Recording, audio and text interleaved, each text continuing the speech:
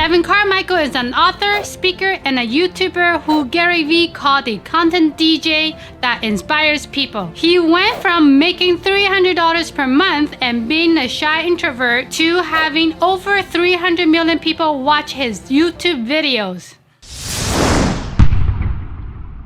Need motivation? Watch the Top 10 with Believe Nation. Top 10, I got a top 10. Got my motivation high for my top 10. Gotta learn from the wise women and men. All my life, like na na na na. For my top 10, top 10, na na na na. This one's for my top 10. Hey, it's Nina Carmichael. We made this video, it's because you're probably the most ambitious person in your circle, but you know you're capable of more, and you get that push by surrounding yourself with the best. So today, let's learn from one of the best, my husband Evan Carmichael, and his top 50 rules for success. Enjoy! So let's start with this. Purpose is not passion. They're related, but they're not the same thing. Passion is also not that hard to figure out. Neither is purpose. People just have not been given the right tools. So let's simplify it for you today. And if you're someone who's struggling to figure out what your purpose and your passion are, this video is going to be insanely helpful for you.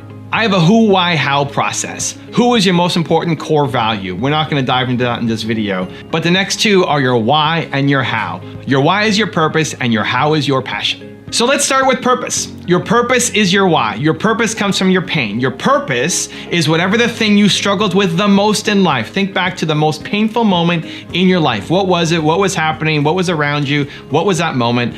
For positive, entrepreneur, optimistic people, this actually might be a challenge. For me, it was a challenge because I don't want to think about the bad past. I don't want to think about what happened to me. I'm focused on what I'm doing now and going forward, not rearview mirror stuff. What happened back then doesn't matter, except it does. Because the thing that will fill you up the most is helping people who are currently going through the thing that you struggled with the most.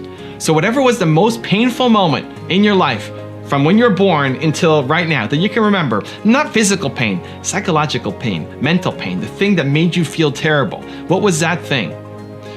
Your purpose is to help other people who are feeling that right now. And so imagine who you are now and imagine who you used to be, whether that's a year ago, 5 years ago, 10 years ago. Go back to whoever that person was. Let's just say it's 5 years ago. Great. The person you are now can help the person who you were 5 years ago. You may not have all the answers. You're still on your path. You don't know everything, but you've grown. You've come out of the hole. You're better than you were 5 years ago. Talk to the person you were 5 years ago. Helping that person is your purpose. You've climbed up the staircase, right? You've grown. There's still a lot more stairs to grow. You don't want the staircase to end. That staircase is your growth, is your professional and personal development for life. You want to keep climbing. And every time you take a step, what you want to do is reach down and help somebody else up. But you can only help people to the extent that you've grown. If you've taken 8 steps on the staircase, that's all you can help people up to get to step number 8. If you get to 20, you can help people more. So we want to keep growing, keep climbing those stairs, and then keep reaching back and pulling people up and giving them a hand. That's your purpose for life. You'll like serving people and helping people, and it's tied to your core value, your who, your one word. We're not talking about it much in this video, but you'll just like helping people because service is hardwired into our brain. Helping people is hardwired to your brain. It has a similar impact on your brain as food and sex. It's hardwired. You'll like it. You want to help people. You want to serve. But who you serve will be different.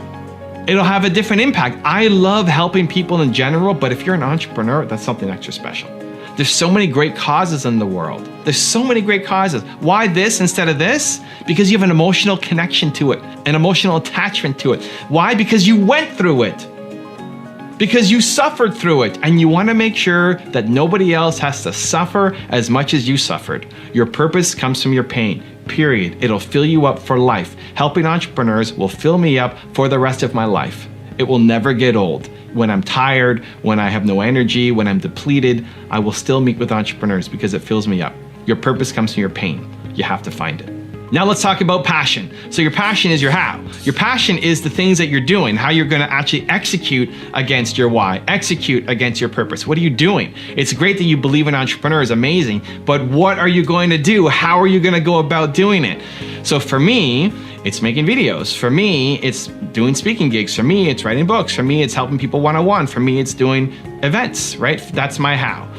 But that will evolve, that will change, right? I started doing this helping entrepreneur thing when I was 22 years old.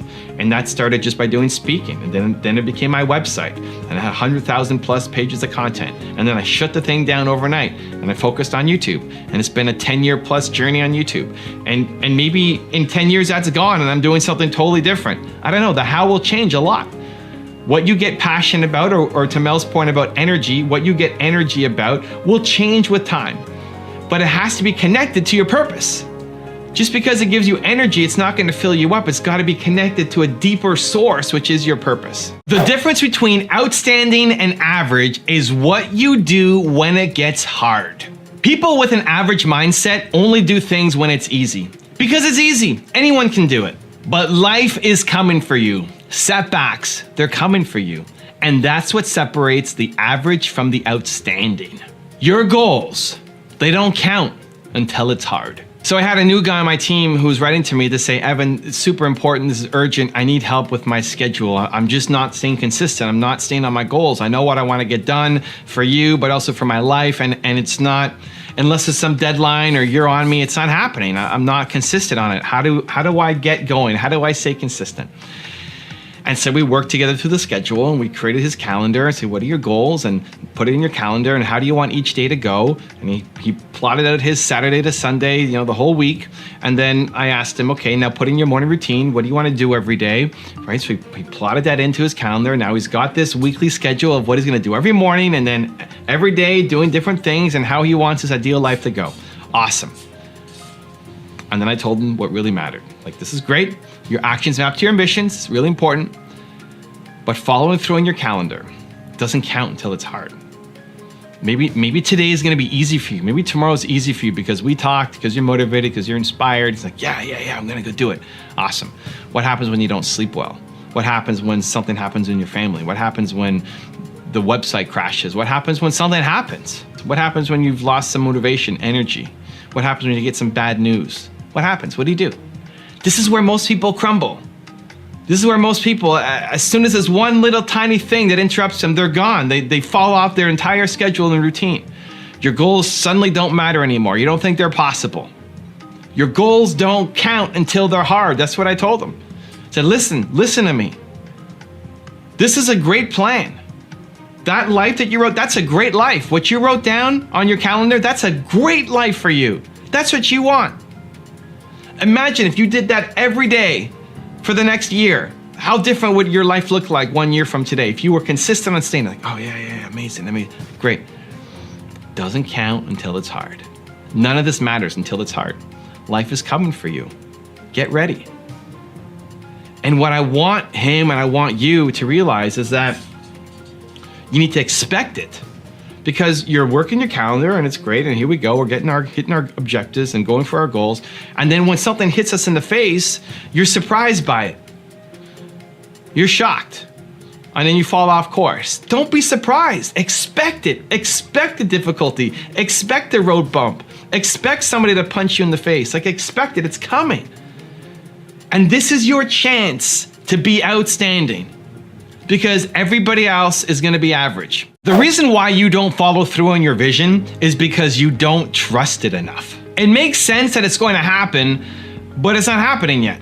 People aren't saying yes. There's no momentum. There's no money coming in. And you start to wonder, who am I to have this big dream? So then there's this temptation to give up and go do something else and not follow through on your vision. But you know in the back of your head, you know that eventually for someone, it's going to work out. You need to stay on it. You need to follow through. Otherwise, someone else is going to make money off of your idea. They're going to make it happen without you. So look at what I'm trying to do here with this channel, with my YouTube content, with my mission, my purpose. I'm trying to solve the world's biggest problem. I want to spread more belief, right? The world's biggest problem is that people don't believe in themselves enough. I think everybody is a genius. Everybody has Michael Jordan level talent at something. They're just not living it. They're not doing it. They're not expressing it. And so they end up living a life that they don't like, knowing that they're capable of more. Like, this is the problem I am trying to solve. It's one that I'm never going to fully solve in my lifetime. And I wake up every day trying to do it. And it's easy to get up and think, well, there's so many people trying to do the same thing. There's Tony Robbins and there's all these other people. Who am I to go off and do this? And I remind myself that I may not be Tony Robbins. I may not ever have as big an impact. I may not sell as many books as Simon Sinek. I may never have that big an impact. But I was able to help some people. You know, we have 2 million subscribers across the channels. We have 300 million views across the channels. It's having an impact. It's helping people. I can get better. I need to get better. But what I'm doing is already having an impact and helping people. So I need to keep going. And that's what I find really helpful. Just reminding yourself that you matter, that the work you do matters. Even if it hit one person, it made a difference. It matters. And so you have to follow through. You need to be your biggest critic as well as your biggest fan. People are usually their biggest critics. You point out all the flaws. You tell yourself all the reasons why you suck. I actually think that's a good thing. Being your biggest critic forces you to get better, but it's only healthy if it's paired with you also being your biggest fan.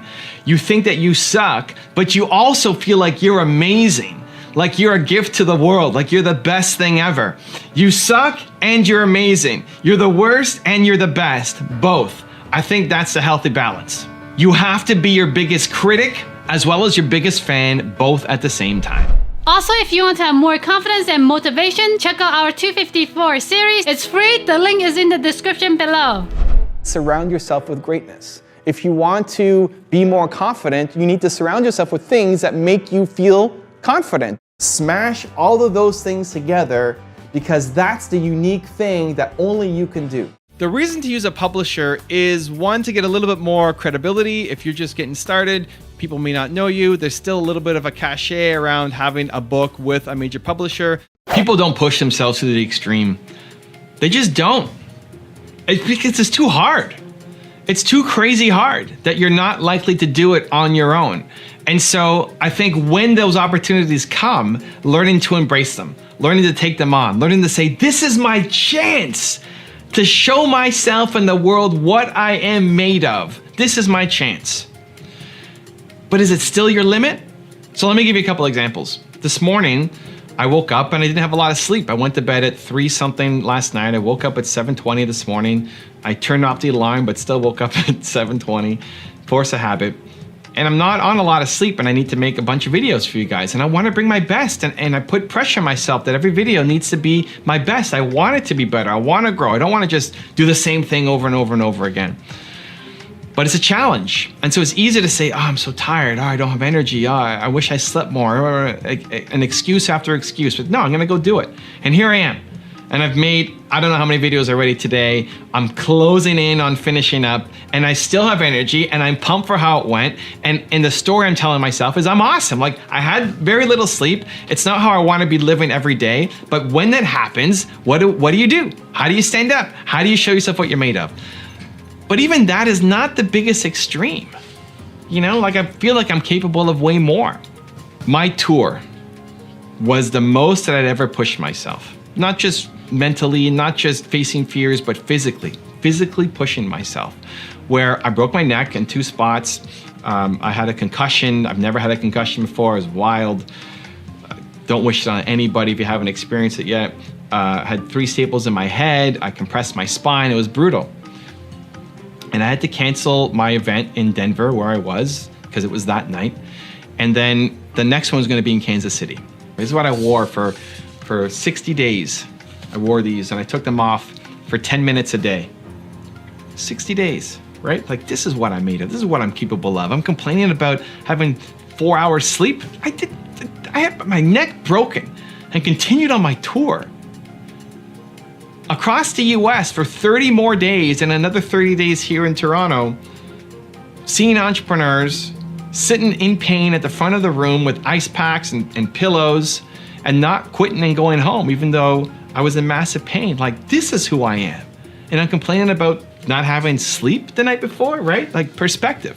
The greatest point on the tour for me was in Kansas City. It was my next stop. We refunded everybody the money because I wasn't going to be able to go for 3 hours, but I said, hey, we already booked this hotel venue.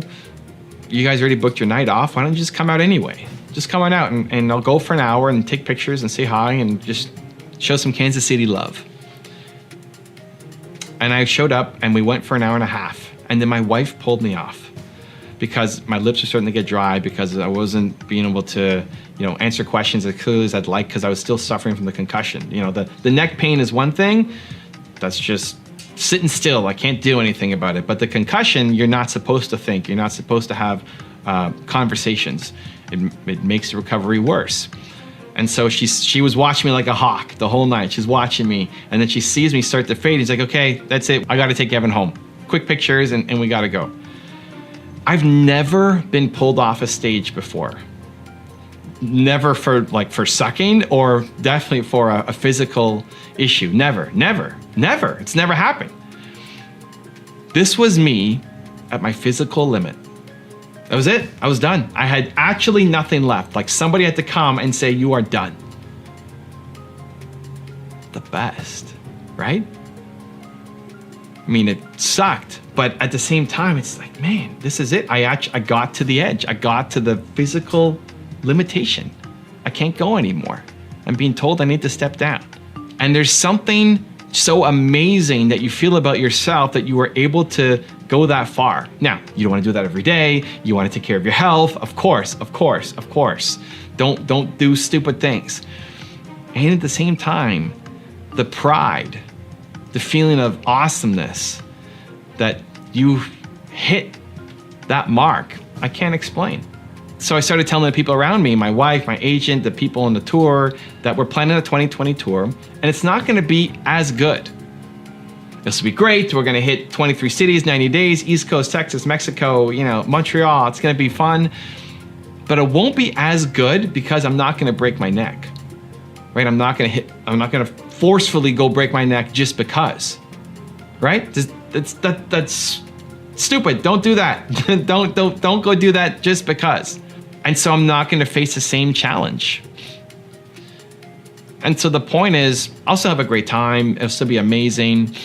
But what we went through, what I had to go through in 2019, this year, is foundational. Like, I'm going to remember this forever. This is who I am. This is who I am.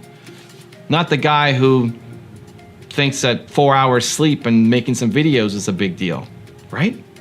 It just resets who you are and reminds you if you step up to the challenge of what you're capable of. The people who are telling you that your idea won't work are not the people whose life that you want. So why are you listening to them? Your Uncle Joe, your Aunt Susan, the rest of your family, the people who you grew up with from high school, look at their life. Look at their life right now. Take away their words and what they're telling you, remove the emotion from it. Look at their life. Do you want a life like theirs? Because their advice will lead to a life like theirs. If not, then you probably should be doing the exact opposite of what they're telling you to do. Now, I think there's two types of people who will give you negative feedback. You got the haters, and then you got the people who are just ignorant. And there's a big difference between those two. So let's start with the haters. The haters, I call the little man, the haters, their entire role in their life is to bring other people down. Maybe they took their shot. This is actually quite frequent. They took their shot, they tried, they didn't work, they failed, and so now nobody around them can be successful. They get their value, they get their self-love by destroying other people because it makes them feel better about themselves. It's like watching some train wreck on reality TV show, right? Watching relationships and lives fall apart because it makes you feel better about your life. You feel better about your life when you see somebody else's life be a total mess, right? Those are the haters. Now, how do you deal with them? It starts by understanding that if you believe, like I believe, that humans are built to serve, right? People are built to serve. You want to do good. People are good, right? Both of those things. Humans are good and we're built to serve. Then what would get somebody who is good and built to serve to leave a nasty, negative comment or to tell you that you suck or your deal is not going to work out? What would drive them to do it? They really hate their life, right? Like empathy is the first step. Just feeling bad for them, not sympathy and using that as a negative against them. Not saying, well, your life sucks, so I'm not going to... That's not gonna help anything. It's actual genuine empathy. If the highlight of somebody's day is coming to this video and leaving a negative comment, it's okay. I feel bad for that person. If that's the highlight of your day, then you must be in a really rough spot if you believe that people are good and they're built to serve. And so what that does is remove the sting out of the comment. When somebody is raging on you that you suck and that your idea is never gonna work, Having empathy to understand, wow, this person is likely in a really tough spot. That removes the sting of the words and allows you to then be more practical, less emotional, to respond emotionally and feel like, oh my God, maybe they're right. Maybe they have a point. Maybe I do suck. Say, wait a minute. This person, they hate their life. Why am I listening to them? Right? Just like the wake up call out of the head game that you're in. Listen to their advice. So those are the haters. Remove the sting and then allow you to make a practical decision. The second part are the people who are ignorant. They're your friends, your family, the people around you who they actually love you, right? Chances are your parents love you. Your mom probably loves you, right? Most moms love their kids. Your parents probably love you. So why would they be telling you not to go do something? Why would they be telling you advice against what you want to hear? Because they grew up in a different era. Your parents are pilgrims. Your parents don't understand the world that exists. Your parents don't understand that you can have a full-time business from this. It doesn't make sense. When your parents were your age, they couldn't do the things that you can do. So they want you to be successful. The people around you who love you want you to be successful. They have a different definition of success. Success to them looks different than it does for you because they're from a different era. And that's okay. Again, starting point is empathy. Understand that these words that are coming out of their mouth is love. They're trying to express love. They're concerned for you. They want you to win. They just have a different version of what winning looks like. Burnout is real, but I think most burnout happens because people are not doing the thing that they actually love doing. It's not just about being busy and keeping your mind occupied all day. You can be busy and hate your life and get burnt out. If I was an accountant, I would hate my life and burn out in a day because I don't like being an accountant. But doing this thing that I love, I put in way more effort, way more work, and I love it. It's been 10 plus years of still having my YouTube channel and I'm not burnt out. If anything, I'm pushing harder than ever before because I love it. And so I think it's not just about being busy, it's about being busy on the thing that is your mission for life. Now, compassion fatigue is a thing. Doing it so much that you burn out yourself is possible. But again, that is not why most people are burning out. Most people, I believe, are burning out because they're spending too much time, too much energy, too much effort doing things that they hate. And if you wake up and hate your life and hate the job you're about to go to, then there's no wonder why you feel like you're burning out. So I recently came back from going to Tony Robbins' event in Dallas. He invited me to sit in the front row and super blessed and grateful to have Tony's support. And I went there with Alex, friend of the channel, who helps me run Toronto Dance Salsa. And we were on a super crunch timeline because Alex was teaching classes the evening before we left and then the day of the last event. And we rushed down there. Alex was flying in just to get to the event. He's late on the first day. We're rushing to leave on the last day. And it's nonstop. If you've been to a Tony Robbins event, it's all day, all night. It's 8 in the morning to midnight and then up again the next day and doing the same thing. And it's wild and it's fun, it's amazing. And my favorite thing to do whenever I travel is actually meet you guys. And so all through the event, I wear my Believe hoodie and I'm not wearing Grant stuff, I'm wearing Evan Carmichael stuff with the plane and the Believe on the back and people are stopping me. And that's actually the best, it doesn't take away from my experience. Tony's often on stage at the top at the beginning of every event saying, hey, I have some friends of mine, you might know them, they might be celebrities, leave them alone, don't talk to them, let them have their own experience. And it always makes me sad when he says that because for me, meeting you guys, meeting people who recognize me, and that's a group that I over-index because people who watch Tony videos, they're probably gonna find my content. I like it more when people come and say hi. It adds to the experience for me. And then on the last day, before we rushed out to go to the airport, I set up a meetup, right? I had an hour open before having to get to the airport, so let's do a meetup. Let's do a local Dallas, Richardson, Texas meetup, right? And it could have spent the time doing something else or sleeping in or writing my book or doing anything else. But it's not burnout for me. Like that fuels me. That gives me more energy. I love it. Hanging out with Believe Nation gives me more energy than it takes away. And I then took an Uber to get to the airport. And the guy who drove the Uber was actually in the meetup in Richardson. He's like, I gotta leave early because I gotta start my job. Okay, great. And then I book an Uber and there he is. A total fluke, but amazing. And so it's a lot of work. I was all day, all night, not connecting with my team, not doing the things that I'm supposed to be doing, and then I still make time to be with people and make a 1 hour meetup because that hour was open. And it fuels me. But if it was something that I hated, just that half an hour, just 15 minutes, I'd start to feel like I'm burning out. Like I don't want to be here. Like this is terrible. And so I think it's really important that you're doing work that you love. That would be a burnout for other people, but not a burnout for you because you love it so much. You rarely regret the things that you do. It's what you don't do that you regret the most. It's all the missed opportunities, the times you wanted to say yes but were afraid, the moments that you wanted to bet on yourself but you were scared. Those moments, that's what you want to minimize, because it's way better to know and to fail than to never know at all. Self-confidence comes from doing difficult things, from trying, failing, getting back up, and trying again a different way. Your goals don't count until they're hard. You won't make yourself proud unless it's hard, and it's time to start making yourself proud of your effort. So I'm in the process of writing a new book, and I sent the book out to 30 of my friends and friends of friends to get their feedback. And I'm on a crazy deadline with the publisher. I got it here. This is the copy. This is what I gave out to 30 different people. And they gave me all the books back on the same day.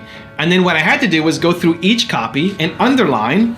I underlined, can you see? Kind of blurry. I underlined, anytime they underlined, I underlined. Because I wanted to see what they cared about, as well as catching typos and everything else. And I looked at that pile of books. I had 30 books I had to get through in one day. I had to basically read my own book 30 different times, make one master copy, underline it the whole day. And it stressed me out. I looked at that stack of books and said, how am I going to get through all this stuff? And then I just started taking action. I just started doing it. And here's the thing, halfway through, I started getting massive pain. My neck was really hurting me. My back was really hurting me. My neck mostly because I broke my neck in March and I'm still healing and recovering from it. And I had to spend the whole time like this, right? I got the books here on the table and I'm flipping through it and I'm doing this. And it takes a toll the whole day doing it like this. So a couple hours in, I'm having massive neck pain. It's the best, right? Like I gotta get through it. This is the time. It doesn't count until it's hard. I don't want to be doing this every single day, right? If that's every day, you need to change your life, you need to change your habits. But in those rare moments, when you get the chance to push yourself, either physically, mentally, or just courage, because you're afraid of doing something, that's your chance. That's your chance to show yourself what you're made of. Humans are built to serve, period. Serving others is hardwired into our brain. It triggers the same area of your brain as food and sex. If you're not happy, it's because you're not serving. Either serving the world on this big mission that you have, or serving the 25 closest people to you. If you're not happy, it's because you're not serving. So one of the hacks that I do in my life to get me to do the things that I'm afraid of or don't want to do is through service. If I can connect any of my actions, like making videos, I don't necessarily like just sitting here talking to a camera, but I connect it to service. That I'm making this video, people are gonna watch it, hopefully get inspired enough to take some kind of action and it's meaningful to their life or business. That makes me feel good, that's service. As soon as I can connect the action to service, I am all in. And that's the way to hack me. You want something from me, whether it's my wife or my team or general public, if it makes me feel like this will serve other people and it will have a big impact, then it's much easier for me to get a yes. It's easier for me to say I am in. The fastest path for you to get the success you're after is to model success. The idea here is simple. You find people who have already done the thing that you want to do, learn from them, understand what they did to get there, and then try on their hat, right? See what worked for them and apply it to your business. This is what worked for me. This is what saved my company. Bill Gates saved my first company, even though I've never met him. I haven't yet. We're gonna make it happen, hopefully soon. I was struggling. I had a upstart software company that wasn't making money, and I quit on my business partner, and I woke up the next day and said, I need to find a way to make this happen. Like, I can't quit on this too soon because I'm gonna regret it if I don't keep going. And so I said, who has done this before? Who's done this? And I thought of Bill Gates. It was just the first person that came to mind was Bill Gates. So I looked at his story and how did he build Microsoft? Well, it was through partnerships. And so I started making partnerships in my business. I had nothing else to lose. I was already at rock bottom, right? I had already quit on my partner. It was hopeless. So let's just give this a shot. And within, I don't know, a couple months, maybe even sooner, I landed my first partnership deal for $13,500. And at the time, guys, I was making $300 a month. So that money meant the world to me. Like that was bank. And more important than that, it gave me hope, you know, like this could happen. This business could actually work. And it gave me a model to then go and do it again and again and again. And ever since then, whenever I don't know what to do, I model success. I find someone who's done it and I try to apply their strategies and make it work for me. But this is the important thing. Not every strategy is going to work the same way for them as it did for you. So maybe waking up early is your ticket. Maybe waking up later is going to be your ticket. There's people who've done both. Which is the one that's going to work for you? You won't know by sitting on the couch and thinking about it. The best thing you can do is just go and try. You try on their hat, right? Bill Gates did this. Dan Lok does this. Bruce Lee does this. Awesome. Try it. Try it and see. People prejudge so early. Your actions have to map to your ambitions. In a one-off situation, you can always be grateful for what happened. When I broke my neck in Colorado, I'm grateful for the opportunity. The opportunity to learn, to push myself, to get better, but did it map to my ambitions, right? Whenever you're stuck in a one-off situation, you can, yes, always default to gratitude, but if you get the choice, this is the difference between living an intentional versus a reactionary life. If you're just grateful for everything that happens to you and see it as a journey, yes, and you've learned, yes, great, but is it the journey that you want to be on? It's a journey that will get you to where you want to go. Because if the person who wants to hit the town ends up on the farm, maybe he's not happy. Maybe that's not his ambitions. Now, you might say that actually served him. That is something that he should have gone down, right? Every road leads to somewhere. But is it the road that you want to go down? Do your actions map to your ambitions? I think it's really important. The guy who climbed the tree, amazing, right? If his goal was to be there fastest, to take the shortest path, that's the path he should take. And yes, he was right and the others were wrong. He was right for him because he wanted to take the shortest path. Do your actions map to your ambitions? You have goals. Look at your calendar. Look at how you're scheduling your time. Look at where you're spending time, what you're doing it on. Will the actions that you're taking lead you to accomplish the goals that you're trying to go after? If yes, amazing. If not, switch things up. I think too often people have hopes and dreams and desires and ambitions, but then their schedule doesn't match up. You say you want to do this, but when I look at your calendar, it doesn't show me that you're doing it. If you want to have a YouTube channel, show me in your calendar where you're making YouTube videos. For too many people, it's never. You're just not doing it, ever. So then it just becomes a hope, a dream, a wish, a someday. Someday's not a day of the week, right? You gotta put it in your calendar. Make sure your actions map to your ambitions. Nobody wakes up every day and says, this is gonna be the greatest day ever. Not Dan Lok, not Evan Carmichael, not Tony Robbins, nobody. You wake up and you're tired and you have stuff in your eyes and you have lines on your face from the pillows. The difference between successful people is that they demand excellence from themselves to the habits and routines that they do daily.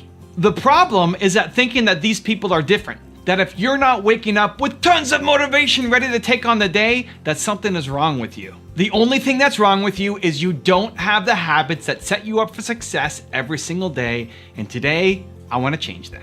So I have a 5S morning routine that I go through every single day that sets me up for success, that demands excellence, I'm going to share with you guys today. The first S is sing. The fastest way to change your state is to put on music. The fastest way to go from feeling low energy, tired, bored, into an energy of I am ready to go is music. Put on the song, not that makes you feel the current way that you're feeling. This is where most people mess up. You put on music for how you're currently feeling. If you're feeling really sad and low energy, you're gonna put on really mellow, slow music. What does that do? It keeps you in the same state that you're in. It keeps you exactly where you are. What you want to do is put on the music for how you want to feel. And so I have a playlist on my main channel called the Believe playlist, which is the songs that I listen to. These are the songs that I listen to every day. They may work for you, they may not work for you. There's no perfect song for everybody. This is the perfect song for you. And so build a playlist of the songs that make you come alive. Here's the criteria. If this song came on, it would force you to start moving. If the song came on, you find yourself doing this. If the song came on, you would get out of your chair and want to move around. Doesn't mean you're gonna dance like crazy. Doesn't mean you're gonna start belting out the lyrics. That may be you, awesome. But if you're a little more introverted or don't like to dance, something that would make you move, something that would get you at least in your chair doing this, That's what I want. Make a playlist and put that on as the first thing that you do every single morning. It'll make a huge difference to setting the tone, changing your state, and giving you energy and momentum to start the day. S number 2 is sun. I like getting outside. I think there's something about getting outside of your home, of your condo, your apartment, getting outside, getting some fresh air, just being out in nature makes a big difference. Getting some vitamins on your face from the sun outside, but also signifying that you're leaving your bedroom, you're leaving the condo, the apartment, the home, you're leaving what happened last night, and you're ready to go off and start the day. This is especially important if you're working from home, because it's easy to have your office right next to your bedroom, or maybe your office is your bedroom, and carry that bedroom energy, that tired, I just woke up, I want to stay in bed, I want to sleep energy into your work, and you won't do great things if that's the energy you're carrying to your work. So having some kind of ritual that splits up sleeping energy to I'm ready to go energy makes a big difference, and I find the easiest way to do it is to get outside and get some sun. Bonus points if you're in a condo or apartment to take the stairs instead of the elevator. S number 3 is soar, and this is the most important thing for me. If you only take one of the 5, I think this is the most important one to take. What is the thing that makes you soar every day? What's the thing that makes you feel alive, bold, confident? What is that? And put it into your morning routine.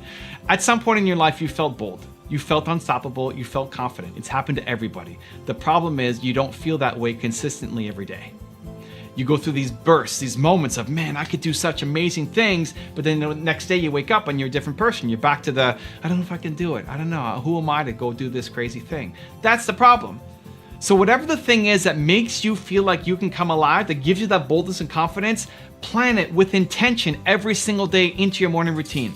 For me, what I do is I record a message on my phone to Instagram, to my stories, I put it to LinkedIn and Twitter. Right now I'm putting it everywhere, but I need to make a message. So I think of somebody that I helped yesterday. I think of somebody who commented on a video, who I met in person, who I coached on my Instagram Live, somebody that I helped yesterday. And then I make a message channeling that person. I won't say the person's name, but I have them in my head that I need to remind myself that the work that I do is important. It's easy to get lost in numbers. It's hard to imagine that 200,000 to 300,000 people watched my videos yesterday. That's crazy. It's a wild number, right? It's wild. It's hard to, like, what does it even mean? I don't know. I'm just sitting here talking to a camera in my office, and 200,000 to 300,000 people are watching my videos. It's crazy. I need to think down to the actual person. I need to think about an individual, that this matters to somebody, that the work I do really means something to them. And then I need to record a message and share it.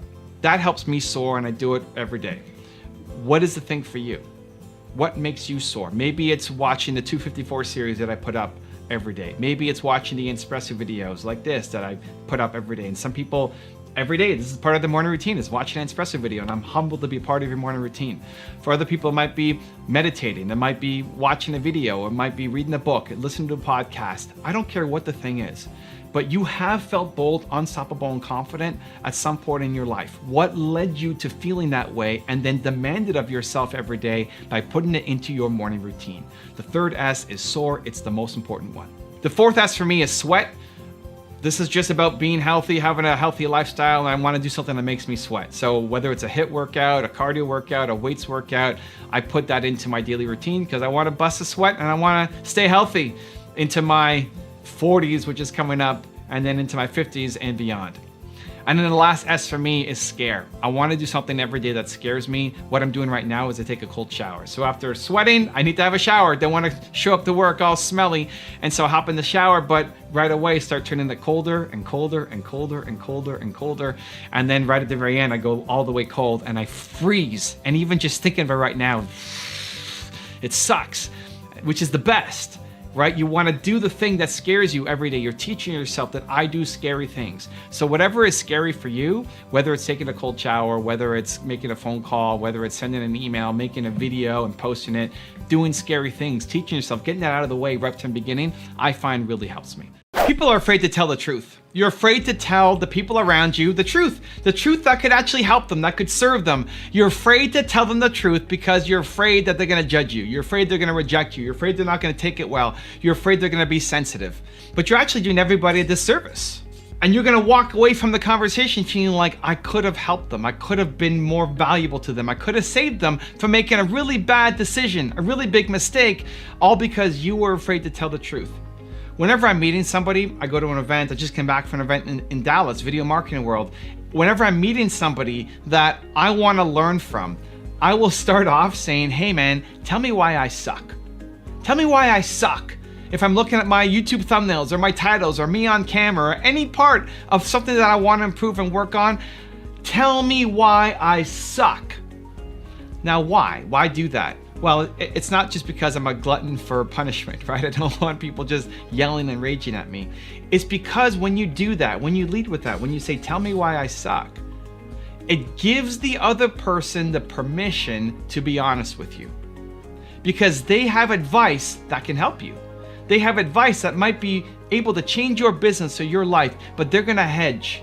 They're gonna play it safe. They're not gonna tell you what you need to hear because they're afraid of offending you. They're afraid of hurting your feelings. And so you open up and you say, tell me that I suck and why. And then invariably what the answer is, well, you don't suck, but you know, you could do this, this, and that. And they'll tell you what you need to fix. Where otherwise, if you didn't lead with the tell me why I suck, they would hedge and they wouldn't tell you everything that's on their mind. They wouldn't tell you the thing that you need the most, which is their honest, brutal opinion on what you do. Now, it doesn't mean that you suck as a human. You're amazing as a human. It just means you don't have the skill set. You're not good at this one thing that this person is an expert at and can help you. And so the next time you're going to an event or you're talking to somebody who might be able to help you, lead with it. Lead with it. Say, I respect you. I love what you do. I'm trying to work on this. Tell me why I suck. And then watch the honesty come through. People don't show up for one of three reasons. Number one is you're afraid. You're afraid of rejection, you're afraid of failure, you're afraid of it not working out, and so you just don't show up. Number two is you're not consistent. You show up some days, but you don't show up other days because you don't have the routines and habits in place to make you show up consistently every single day. And number three is you don't want to. You don't want to show up because you don't actually enjoy the thing that you're about to do. You would rather procrastinate on it because you don't love it, and showing up is more painful than just sitting around. So my goal today with this video is to help you bust through these so that you can show up for life and have the impact that you want to have. So I think the fear of showing up is actually a good thing. It means that you are doing something different, something outside your comfort zone, something that is not normal, that is new, and that's good. You want to be pushing the envelope. If there was nothing that you were afraid to show up to today, tomorrow, next week, then you're not growing, you're not learning, you're not pushing against your boundaries and comfort zones.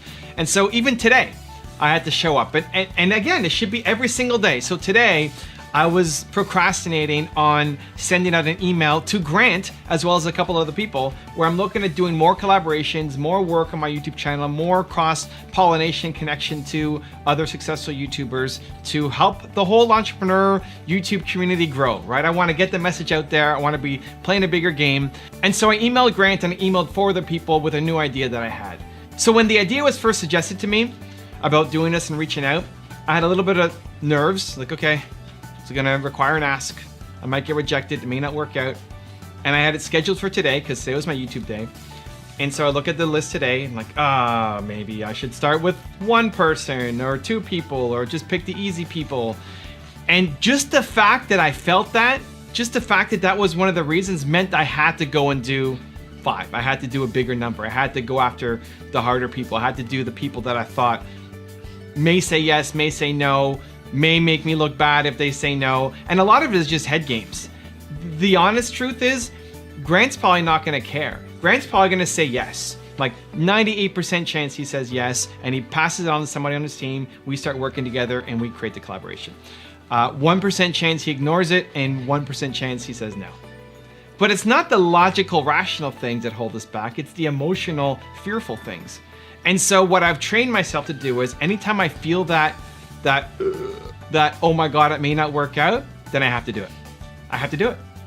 I have just to show myself, because the worst thing you can do is get to the edge of the cliff and say you're gonna jump and then not jump. It's better not to catch that you're nervous. It's better not to even come up with the idea, to just float around in ignorance. Ignorance is bliss, than to catch it and then play small. And so as soon as you catch it, I've trained myself, I want you to do the same thing. As soon as you catch it, train yourself to do it. even if it doesn't work out.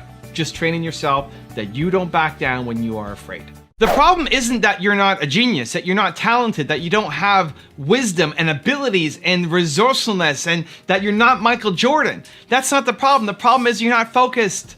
You're not doing the things that you need to do. I just came back from Video Marketing World in Dallas, and I was being asked about where to spend your time, which social media sites to spend time on. And I think this is a classic example of where entrepreneurs fail.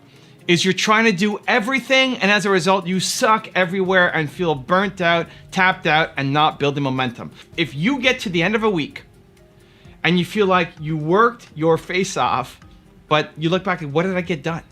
If that's how you're ending a week, you worked hard and you feel like, what did I get done? You're not focused. You're switching between tasks too much.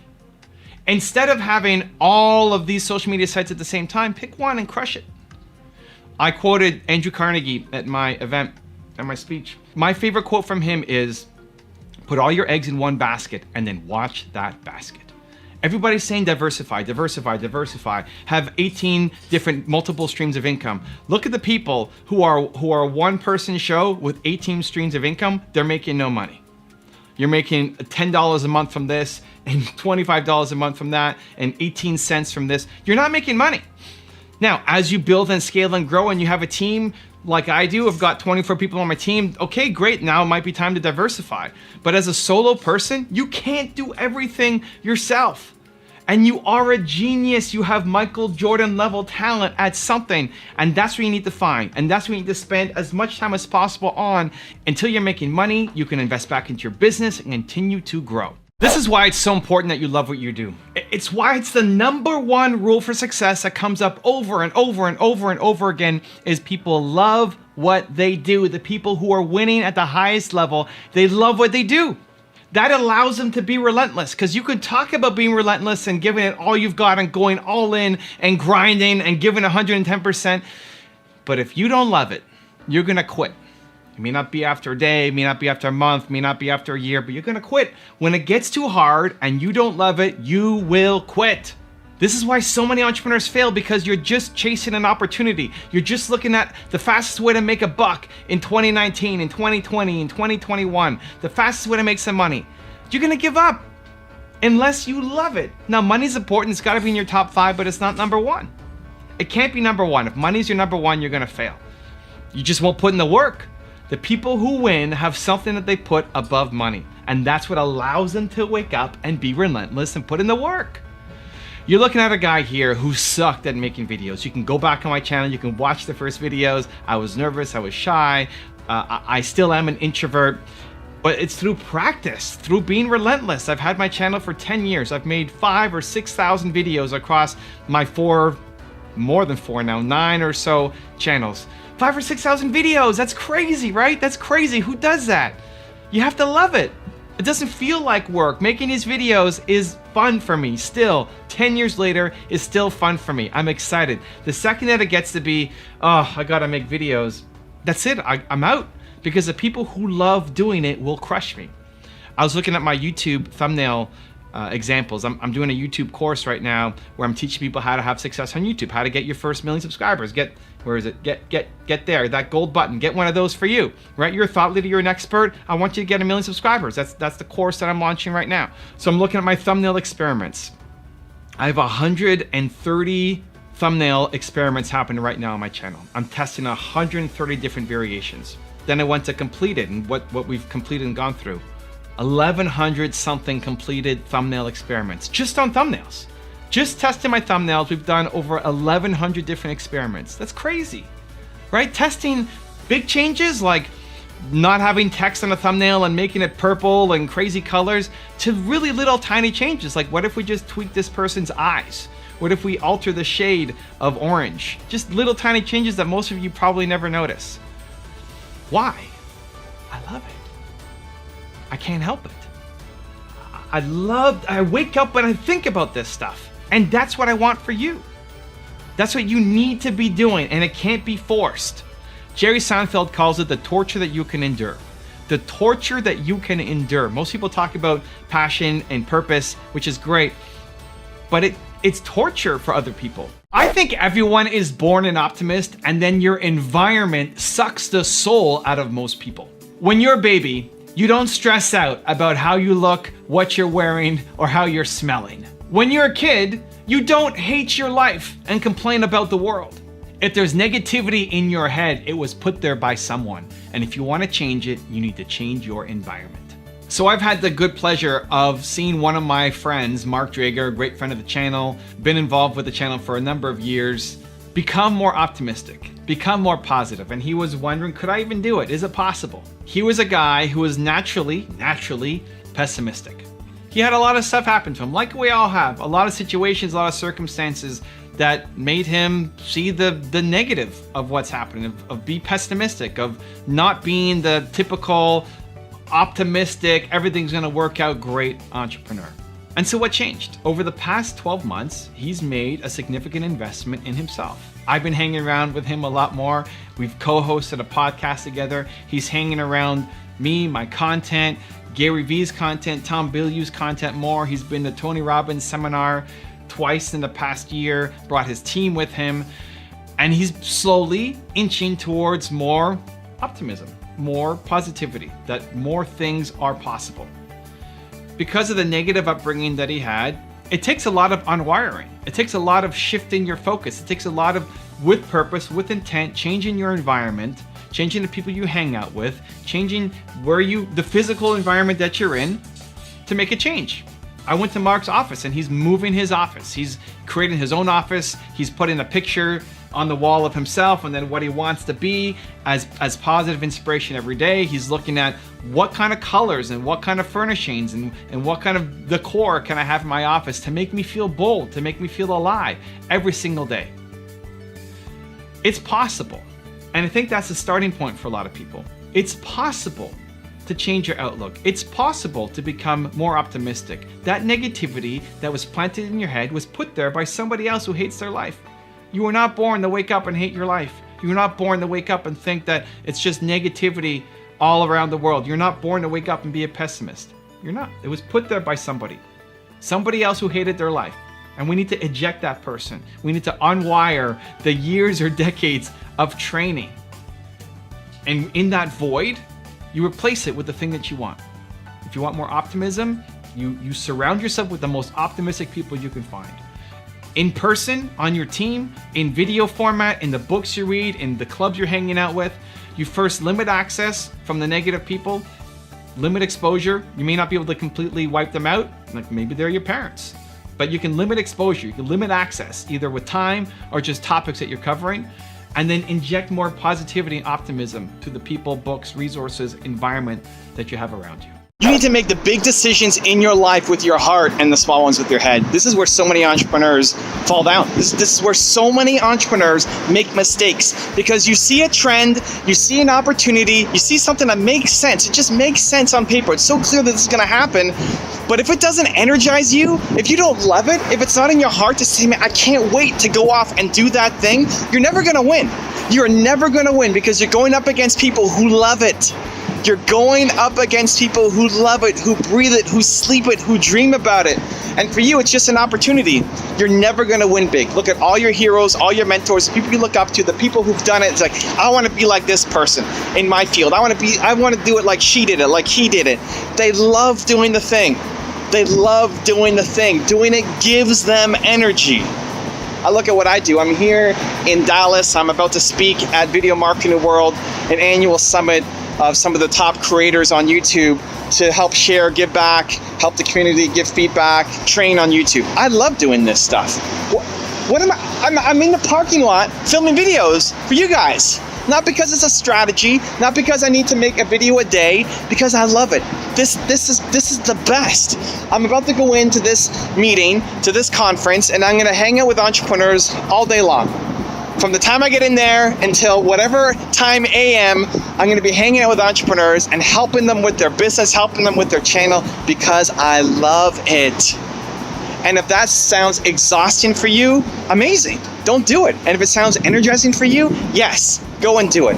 You need to make the big decisions with your heart. And then your head's still important. It's like, don't listen. It's not, the message is not, don't listen to logic. The message is not, don't look for opportunities. It's look for opportunities within the thing that you love, right? If I love making videos and I love making content and I love helping entrepreneurs, but I went all in on MySpace right now, I'm gonna lose. It's not the right strategy, right? You need both. It's working hard plus working smart. It's following what you love doing plus chasing opportunities. But what takes precedence? What's the most important thing? Your heart, the energy. If you are saying, oh man, Monday, if that's your mindset around Monday, you're doing the wrong thing. You're in the wrong career, you're in the wrong business. You will never be the top player in your industry. It'll never happen for you if that's your mindset. If you're itching to get back to it, if you can't wait to go to that meeting, can't wait to code, can't wait to make that piece of art, can't wait to go and make that video, can't wait to sit down and write lyrics for your next song, if that's the thing, then you're gonna be successful. It's not gonna be easy, it's still a long road, it's still a path, you still have to put in the grind and the effort and use strategies to help you get there faster, but it has to start by doing things that are energizing to you. You're gonna spend so much time working. Guys, you're gonna spend so much time working as an entrepreneur. Why not do stuff that makes you come alive? Why not do stuff that gives you energy? And so I want you to get out of your head. I want you to stop making decisions first from your head. I want you to stop making decisions only because it's gonna help you get some goal. It's short-term thinking, and you're never gonna win doing it. Big decisions with the heart, big decisions that give you energy. Look at your calendar. Are you energized about the week that's coming up? Look at your calendar, go load your calendar right now. Load it on your computer, load it on your phone, however you're loading your calendar. Look at it. Look at your calendar. Look at the week ahead. Are you excited? Are you excited about what you're about to do? If not, you're doing the wrong stuff. If you're only excited about 10% of your calendar, you're only pouring your genius, your Michael Jordan level talent into 10% of your time, you're not gonna get to where you wanna go. You need to flip it. Even if it doesn't make practical sense at the beginning. Because all great things are made from the heart. All great things, every great business, every great song, every great creation started from here, from a place of passion, from a place of purpose, from a place of energy. And I want to put some pressure on you guys to go off and chase it down, because so many entrepreneurs fail and they lose a lot of money. It's not an easy game, but one of the biggest reasons, if not the number one reason, is because people pick an industry, people pick a business idea solely because they're chasing an opportunity down and they didn't love doing the work. There's a reason why in my videos I say you have Michael Jordan level talent. I believe it, it's true. You have Michael Jordan level talent at something. You are the best, the absolute best at something in the world. Most people, either one, don't believe it. They don't believe that they're world class at something.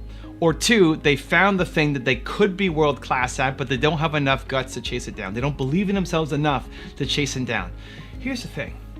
You need to first explore. You need to explore. You gotta search. You gotta say yes. You gotta try things. You don't know that Tim Hortons is your favorite coffee cup until you've tried it, right? You don't know that sushi is your favorite food until you've tried it. Sushi doesn't make sense. Right? This is how we think. Our logical brain starts to analyze things, and because it doesn't make sense, we don't try it.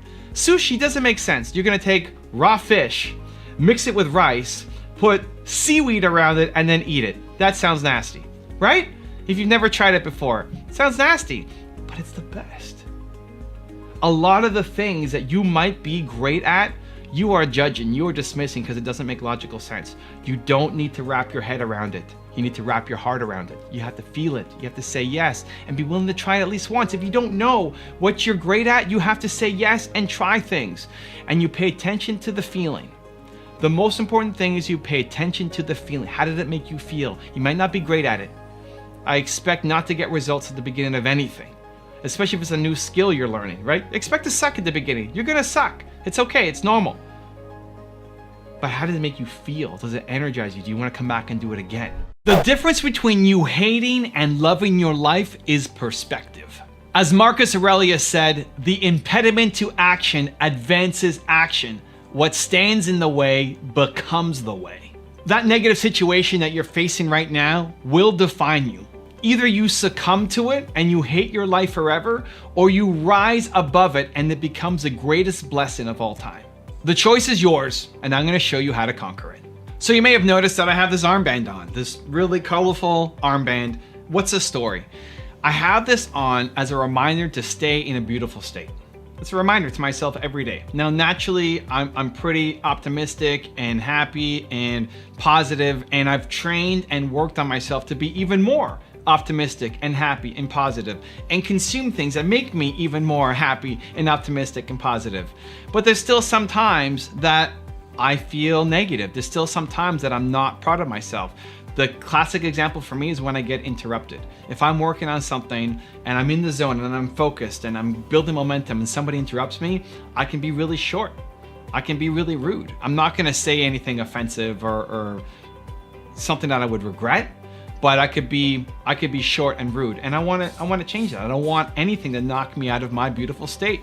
At least that's my ambition, that's my intention, that's my goal. If I can get closer to it, I'll be pumped. It's the perspective shift. And so part of my daily routine is I put this on. I don't sleep with this on. At night I'll take it off, and then part of my morning routine is I'll put this on, and it's a reminder as I put it on that I want to stay in a beautiful state today, that I might get interrupted, but I want to be proud of how I deal with it. And then I look at it every day. It's hard not to, right? It's not just some little tiny, wristband. It's giant. And it's colorful and it stands out, and it's a reminder every day as I'm typing. I see it there. I go, yeah, beautiful state, let's go. It also is something that when I'm talking to people, they'll ask me about it because it's a conversation piece. Why am I doing it, right? People are curious, they want to know. And so every time somebody asks me about it, it's a chance to tell the story again. And in telling that story, even now as I'm telling this story, it reinforces for me, this is why I have it on. This is why I'm doing what I'm doing. And so having some kind of trigger that brings it up, it really works for me. I think it could work for you as well. George Bernard Shaw famously said, "The reasonable man adapts himself to the world. The unreasonable one persists in trying to adapt the world to himself. Therefore, all progress depends on the unreasonable man." The entrepreneurs who win are the unreasonable women and men who are trying to make a difference. You're different. You don't fit in. Stop trying to. Instead, make the world adapt to you. I want to tell you a story about Guan Yu and his Guan Dao. Let me get my prop. So, this is a heavy statue made of bronze. Let's hope my desk doesn't collapse from this. We good? Can we see? Okay, good. This is Guan Yu. Guan Yu is a legendary Chinese general, god of war, and he was a huge man in Chinese history. He was huge by stature, giant. He was bigger than everybody else that he was fighting against. So when he was getting started in fighting, when people gave him a regular sword or staff or spear, it was so light for him. It was too easy for him because he was such a giant beast of a man. And so instead of just taking the tools that everybody else was using, he made his own weapon called the Guan Dao. It's this crazy thing right here. It's this crazy, staff with a giant blade on the end of it. Guan Dao. Nobody else could lift this thing because it was so heavy.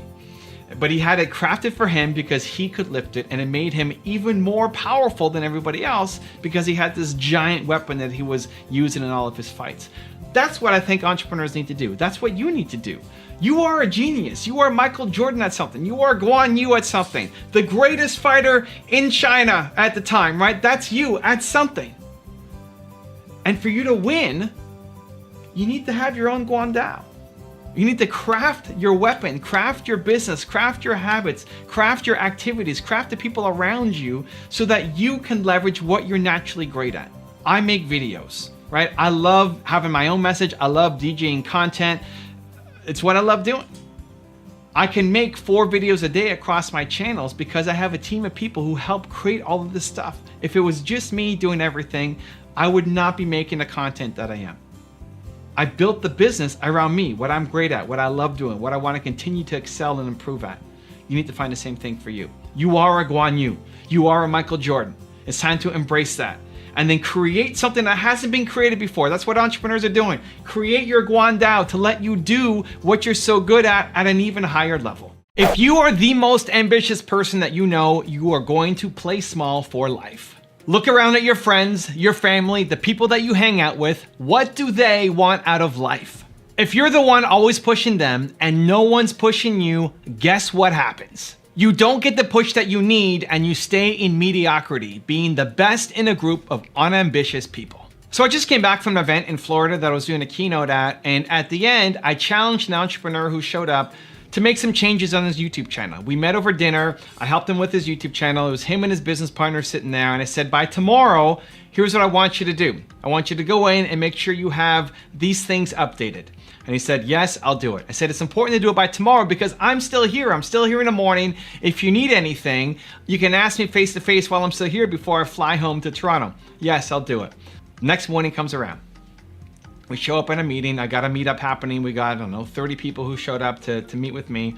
And I see him out of the corner of my eye sitting at the back of the room. And I say, hey, did you do the thing that I told you to do? And he said, no, I didn't do it. I said, why? What happened?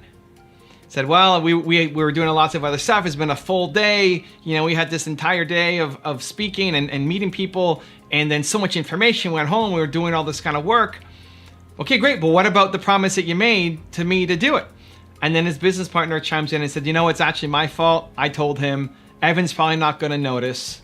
He's not going to remember. Don't worry about it. We'll take care of it when we all fly back home.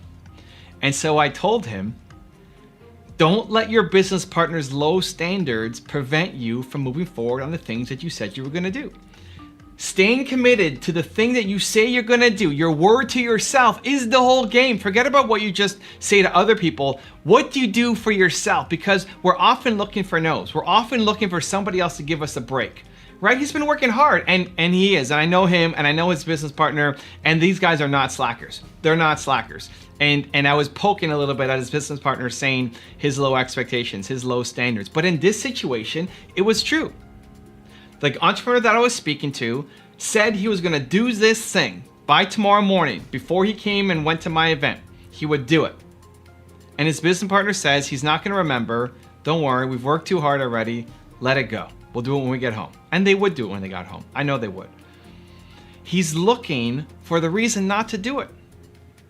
When you say you wanna hit the gym, when you say you want to hit these business goals, when you say you want to have this outcome and be proud of the effort that you put in every day, when you say that you're going to do something, there will be moments where you want to let yourself off the hook, where you say, I work so hard, or I'm so tired, or I deserve a break, right? This is the language you use to yourself. And so when that happens, you're looking for affirmations from the people around you.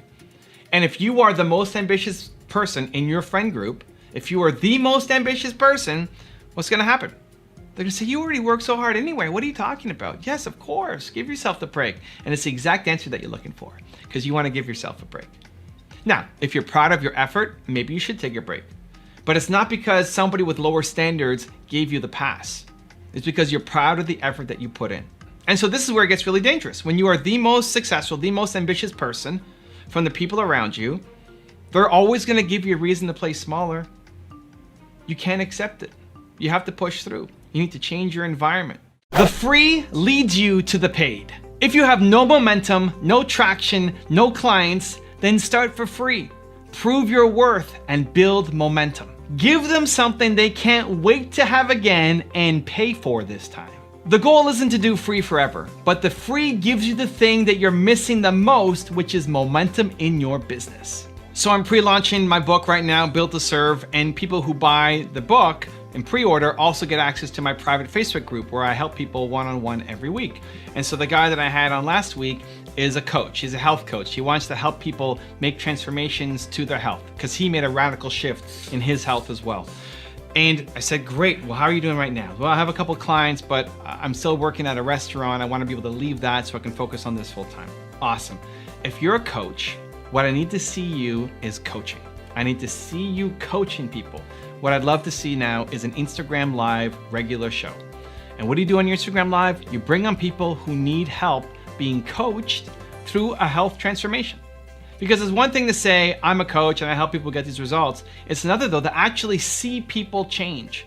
To have you go live with them one-on-one and help them bust through their limiting beliefs and their mindset and the issues that they're dealing with. And then to come out on the other side, by the end of the call, feeling hope, feeling invigorated, feeling inspired. Because people will watch that and say, man, I want a result like that. They see themselves in the client that you're helping, and they then want it for themselves. Now, you get two versions. One will be free people. One will be like, can you do me? I'll take it for free, which is great. Don't say no. Don't get discouraged. Don't get upset. You want the free because the free gives you the content. And so if they're willing to come on and do live on Instagram with you for free, then you do it. And there'll be other people who say, hey, I love what you're doing. I need a radical transformation in my health as well, but I don't want to be on Instagram. I don't want to make it public. Can I hire you privately?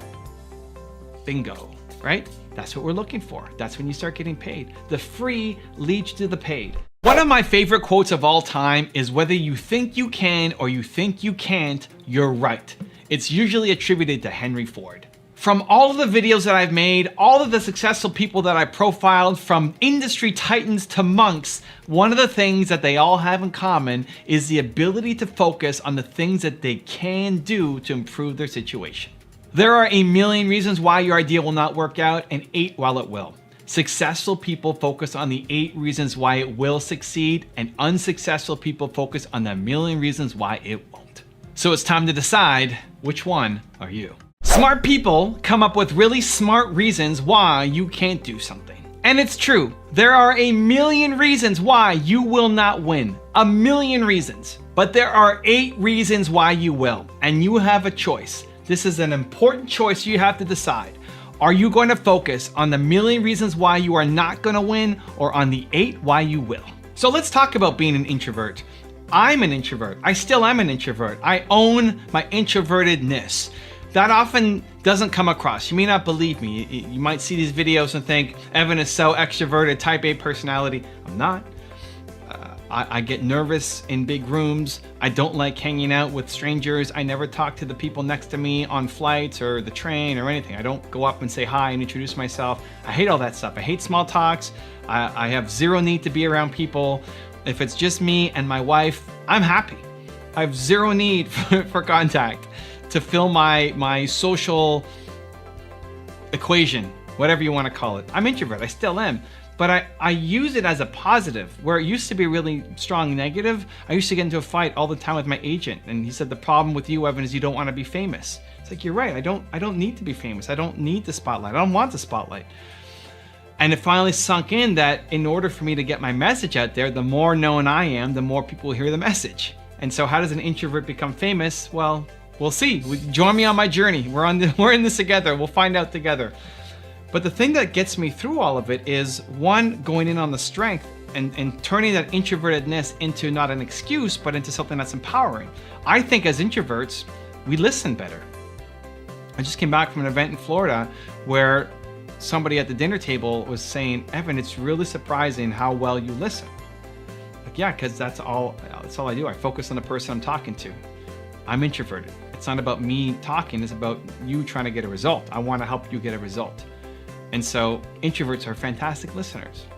And so you actually want to help people make a change. You want to help be a great salesperson. You want to help be a great speaker. You have to know your audience. You got to know who you're talking to. You got to be a great listener. And I think that comes from being introverted. And the second thing is, having the passion and the purpose behind what you're doing gives you the strength and courage to do things that are scary. Getting up on stage and speaking is scary for me. My biggest fear is letting people down. My biggest fear is I'm going to disappoint somebody. And so when I go on stage, it's always a fear in the back of my head is that I'm going to disappoint these people, that they're not going to feel like they got their money's worth. When I did my tour earlier this year, that was my biggest fear. Is every 4 days I'd be taking a new stage in a new city, and I would just let people down. And I got to face that fear every day, every 4 days. Why? Because the purpose, it means something. And so, yes, you might be an introvert. Yes, you might have a whole bunch of reasons why you can't win. But the people who win, look at your heroes. Look at the people who you love and you look up to. Look at who you respect. Look at who you want to be like. Look at their story. Look at where they came from. Chances are they came from a worse spot than what you currently have right now. The opportunities, the resources, the connections they had was worse than what you currently have at your disposal right now. The only difference between them and most people is they focus on the 8 reasons why they could win, and most people focus on a million reasons why they're going to lose. You're afraid of experimenting because you tie your self-worth to winning instead of trying. If you base your self-worth off how much you win, then you're only going to try things that you have a good chance of winning at. Thus, you play small for life. But instead, if you base your self-worth on trying, on the effort that you're putting in, you will fail on most days, but you'll end up accomplishing more than you ever thought was possible. So every time I go to a YouTube event, I'm always being praised by my thumbnails. People always say, Evan's got the best thumbnails, go look at his thumbnails, model his thumbnails, use them as an example for the best practice. And I internally am always saying our thumbnails suck. We need to get better. Sure, we might be among the best, but we need to get better. We could be way better than we are right now. Why have we become the best? Because I'm experimenting constantly. Most of my tests do not work. I use a tool called TubeBuddy. Shout out TubeBuddy, huge fan. We've done over 1,100 split tests on our thumbnails, where we run one thumbnail against another and one against another and one against another, trying to beat our best. And most of the experiments don't work. They just don't work. I recently ran an experiment of, on my main channel, putting my face on the thumbnail with the YouTube white border against Tony Robbins. And it tanked. It was like 80% worse than our current thumbnail. And that's okay. People don't like my face next to Tony Robbins. That is okay. I'm fine with it. I expect to lose. I expect everything I do not to work. But I'm willing to test it to see. I just recently came up with one thumbnail design where I made the background purple instead of black. Purple instead of black. And it actually did better. It did significantly better. And so now I'm testing it out on 5 more thumbnails to see, does the purple one do better than the black one? If that works out, maybe I roll it out across the entire channel. But it's very rare that I find the win. Out of the 1,100 experiments that we've done, most of them will not work, will never work. Even from the beginning, I'm thinking this is probably not gonna work, but I'm willing to test. That's okay. Even if the most likely outcome is failure, it's worth the test to see. You need to make the big decisions in life with your heart and the small ones with the head. Big decisions with the heart, small ones with your head. Why? Because your head only understands a world that currently exists. It's logical, it's practical, it keeps you safe. But your heart can create something new that hasn't existed before. It's why the #1 rule for success is follow your passion. All progress depends on what your heart tells you to do, and then you use your head to figure out how to execute it.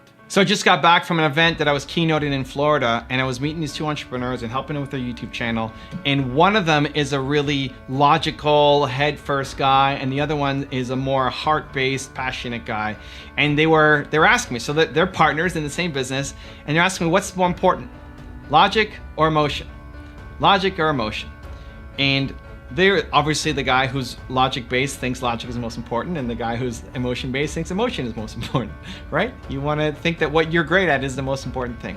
And I told them it's macro emotion, micro logic. Macro emotion, micro logic. You need to do both. So as I'm looking at their YouTube stats, I'm going deep into YouTube. I'm telling them all the data they need to know. I'm looking at the numbers and explaining your audience retention sucks here, we need to fix it. The percentage of subscribers coming to your channel is too low. All of this stuff. We're going deep into all their analytics. I can talk numbers for days. I love numbers. I love making data-driven decisions. But it's not the macro. The macro is the heart. The macro is, why are you on YouTube, right? Why am I on YouTube? Why am I making videos? That's the macro. And then you use your head to figure out the how. The science of the thumbnails and the audience retention and the playlists and the titles and all of the micro strategies that you can use on YouTube to grow. But it's macro emotion, micro logic. And so as I was explaining it to him, as I said, listen, it's macro emotion. He said, but I was listening to you as you were explaining things to me. It was very logical. Like, yes, the tactics were very logical. But the delivery so that you would understand it and then go home and actually apply it is emotion. It's not logic. It's emotion, because logic can be everywhere. The answers can be everywhere. You know how to lose weight. You stop eating junk. You know how to get fit. You start working out. You can find it, but why are people not doing it? Because you haven't connected emotionally. The reason why you understood what I was saying and you're willing to take action is because of the way that I delivered the information to you. Because I had you control the mouse and go through and do it yourself. Because I was encouraging to you when you needed it, and I hit you in the face when you needed it too. Not with my hand, with words, right? It's macro emotion, micro logic. You need both to win, but just recognize the situation that you're getting into. Your big decisions with the heart and then you use your head to figure out how to do it. So it's common when you come up with a new idea for something, you make a list of pros and cons, right? And that's your heart often talking against your head, where you have this giant list and you say, well, these are all the reasons not to do it, but there's only one reason why I want to do it. And so if it's 10 con and 1 pro, what do? If you just look at numbers, you go for the con, but maybe the one reason why is you just love it. When your head and your heart are working together, it's easy. When your head and your heart are opposite, that's when it slows momentum. That's when nothing happens because you want to do it, but it doesn't make sense to do it. You really love it, you have to do it, but there's no practical, logical, safe sense to do it. You need to get them aligned. Your heart needs to say, listen to me, brain, we're going. Now help me figure out how to get there. We're jumping. Now let's figure out how to make our parachute on the way down. That's how it is.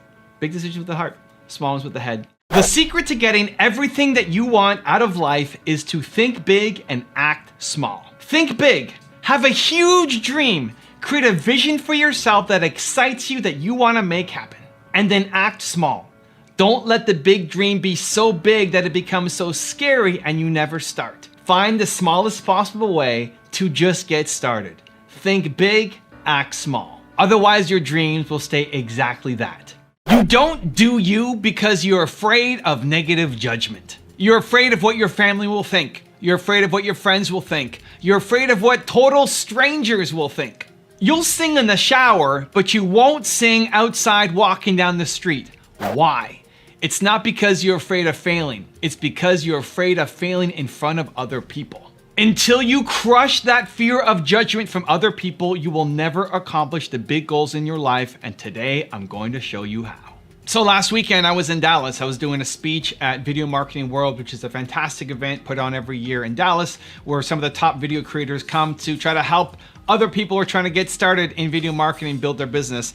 And I had a really important session at the front, and I was nervous going into it because I just made a big move on my YouTube channel. My main channel, I split into 8 or 9 multiple different channels. So now instead of just running my main channel, we got channels like this, which is dedicated to its own channel. Now, when I was thinking about doing a move, it was recommended to me by Matt Geelan, who's one of 5 people who I would really listen to for YouTube advice. There's 5 people in the world who said, Evan, you suck on YouTube. Here are the things that you should do to get better, right?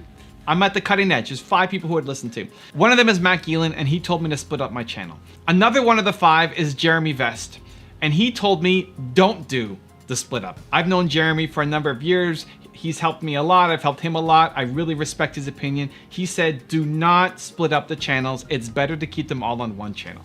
And so I'm faced with the dilemma of which one do I do?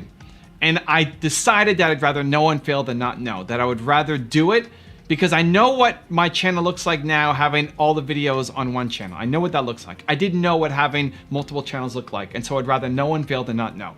But here's the thing. Why do I tell this story? Because when I'm in Dallas, the person who was putting on the event was Jeremy Vest. The guy who told me not to split up the channels. The guy who said, this is a mistake, you shouldn't do it, you should keep all the videos on one channel. And what did I end up doing? I did the opposite, right? I did what Matt said and not Jeremy. And so I knew this question would come up when I was on stage because everybody there knew that I had split up my channels and was wondering how it would work out. And my default response, as I thought about it, was I don't want to go deep into the story because Jeremy is here in the room and this is his event. He's not just attending, he's hosting it. This is his event.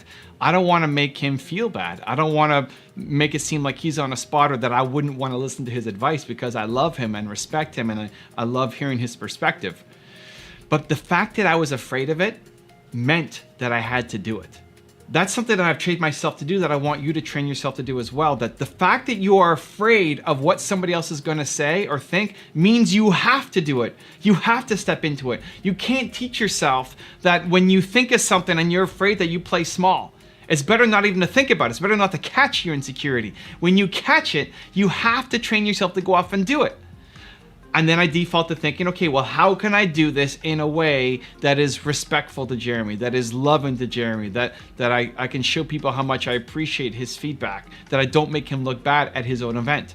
How can I do that? And then that question asking leads you to better answers.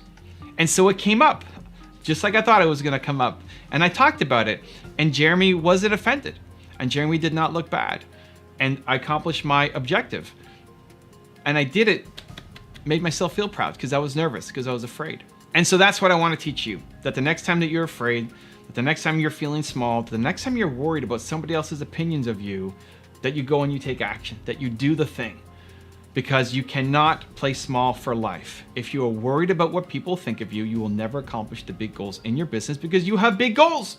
You're an entrepreneur, you want to do amazing things. You have big ambitions. That will never happen if you're afraid of what one person is going to think of you. Humans are built to serve. You want to help people. It's hardwired into us. Serving other people touches the same part of our brain as eating food and having sex. You need it. But how do you serve? What is your purpose? How do you find your passion? I'm going to answer that in this video. So earlier this year, I went across 90 days, 23 cities across the US on a tour, speaking tour. And in my head, my plan was to talk about how to overcome judgment, how to take the 2% difference and just start acting on your ideas. And I had this template for what I wanted to talk about. And as I started getting more questions, the single thing that came up over and over and over again from 23 different cities across the entire country, from Pittsburgh to San Diego and back, was how do I find my purpose? What's my passion? What am I supposed to be doing? And in every single city, I had to walk people through this process.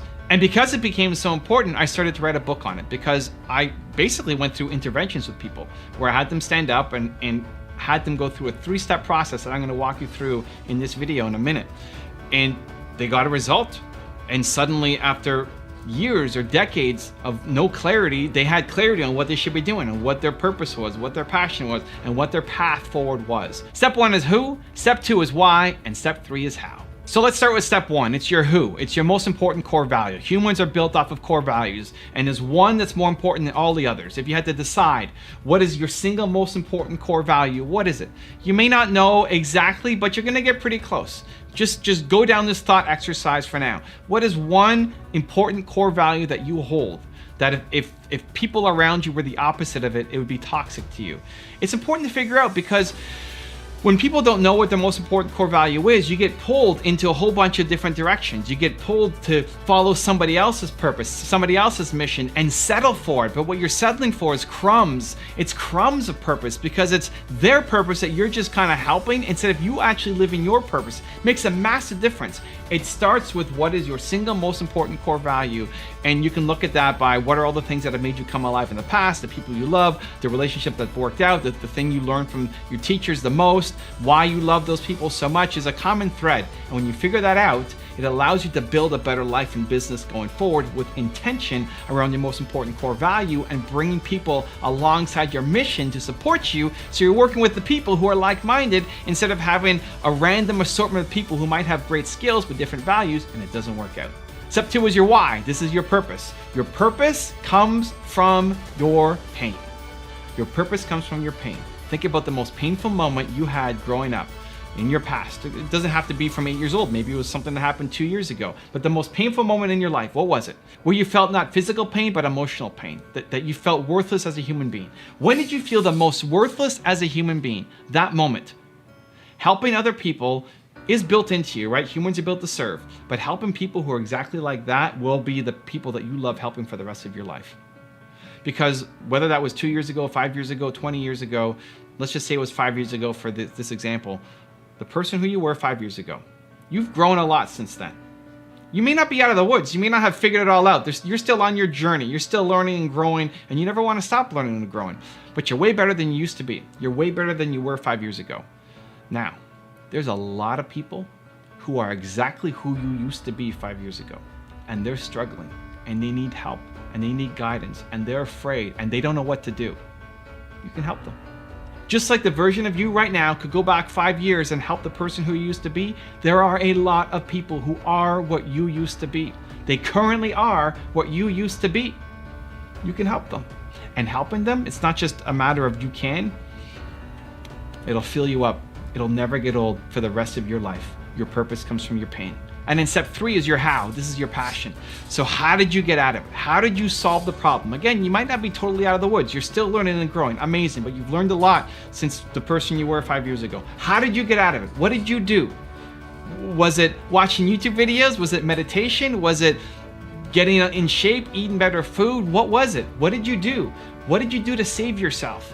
That was not a random occurrence. That was not something that can just work for you. That's a recipe that you can apply to help other people as well. The path that you took to get out, or at least get a little bit better than where you used to be, is something that is teachable that you can help other people with as well, and give them hope, and give them momentum, and give them confidence.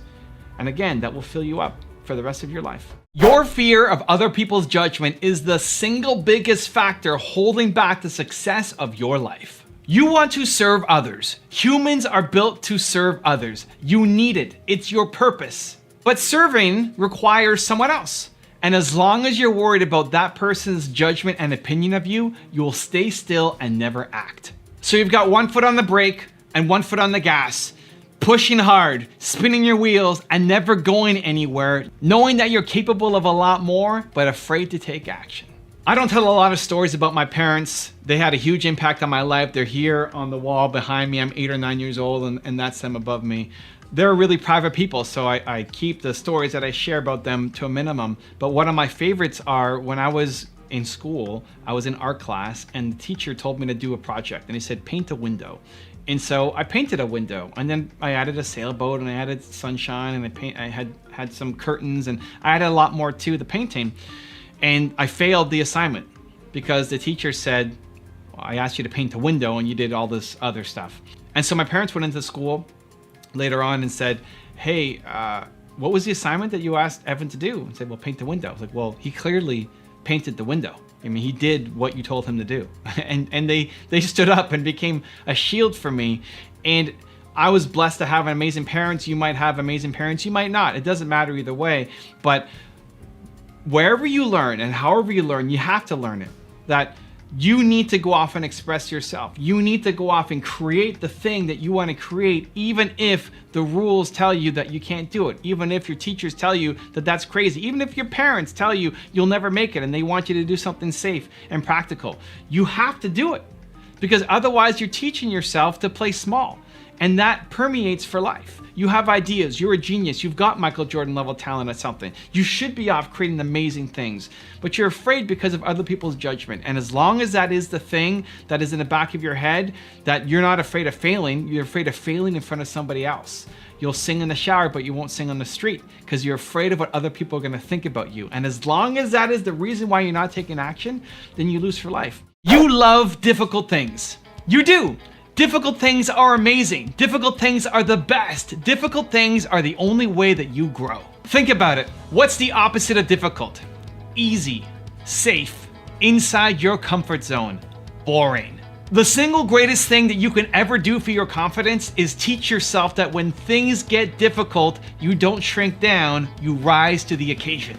So in my keynote presentations, I used to always use slides as well. I had PowerPoint up and I wouldn't read the text off of the slides, but I have a picture and I tell a story about it, and it would always keep me focused on where my presentation was going. And then I got offered to do a speaking gig in Paris. I was the keynote speech at this big event for this software company, and I was gonna close the show for them. And I had this idea in my head that, what if I didn't do slides?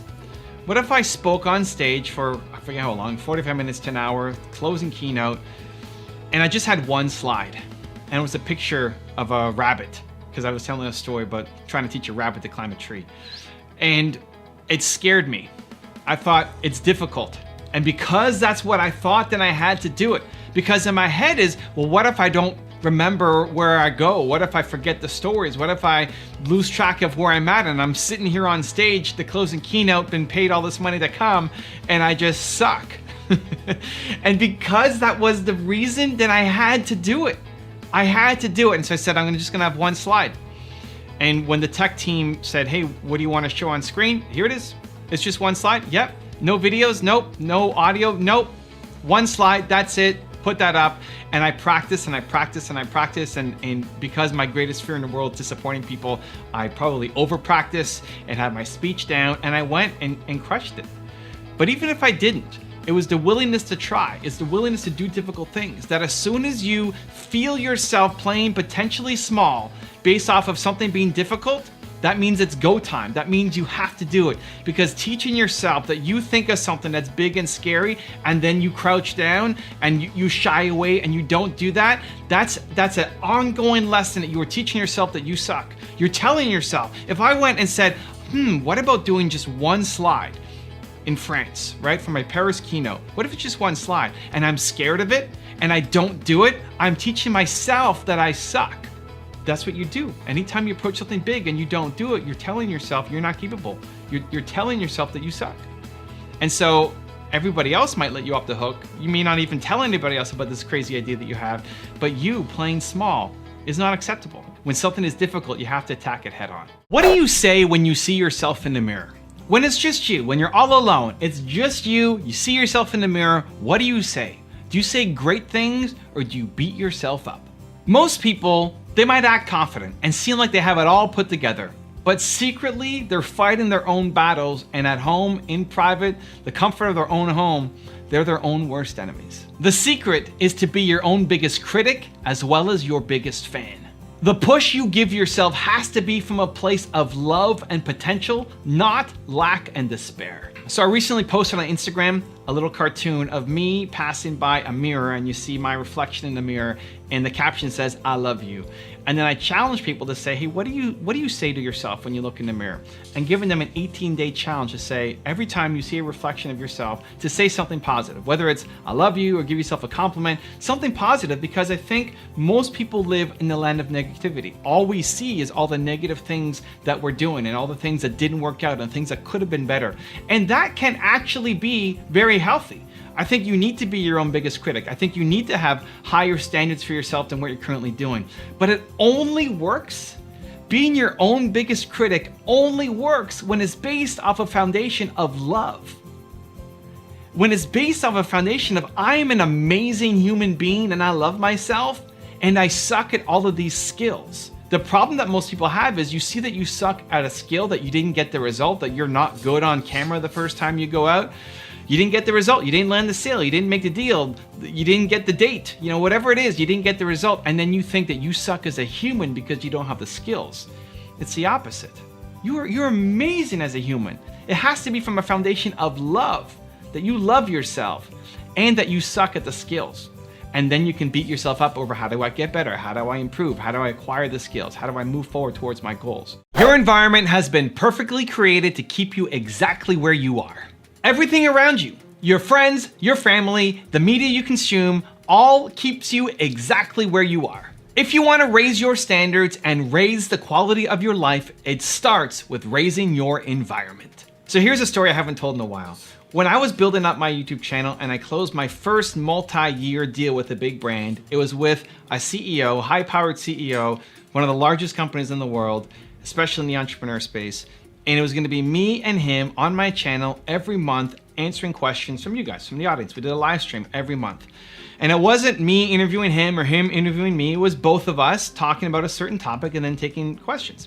And I remember driving with my dad, he was getting a new car, and we had this long drive out. For whatever reason, the place where we wanted to buy the car was super far away, and so it gave us this chance to talk in a car. And I just told him about this new deal that I had signed. I remember him asking me, Evan, what gives you the confidence to feel like you're on the same level as this guy?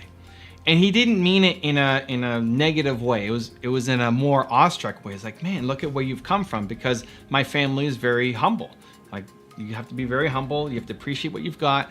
And so how am I now? How do I see myself on the same stage as this high-powered CEO, being his equal, answering questions? And the question took me aback, and I thought, you know what, he's right. I mean, if this was Evan of 5 years prior, I would have felt not worthy. I would have felt like I couldn't do it. I would have felt like this is too big an opportunity for me. Like I couldn't be the guy to do it. So what changed 5 years ago to where I was at that point? It was my content, it was my channel, it was all the videos that I'm putting up, because in my head, it was a big deal in that this is the largest deal I had signed for 3 years, but more that I'm around Oprah every day and Dan Pena every day and Kanye West every day and all these people every day. And so I feel like I'm with them.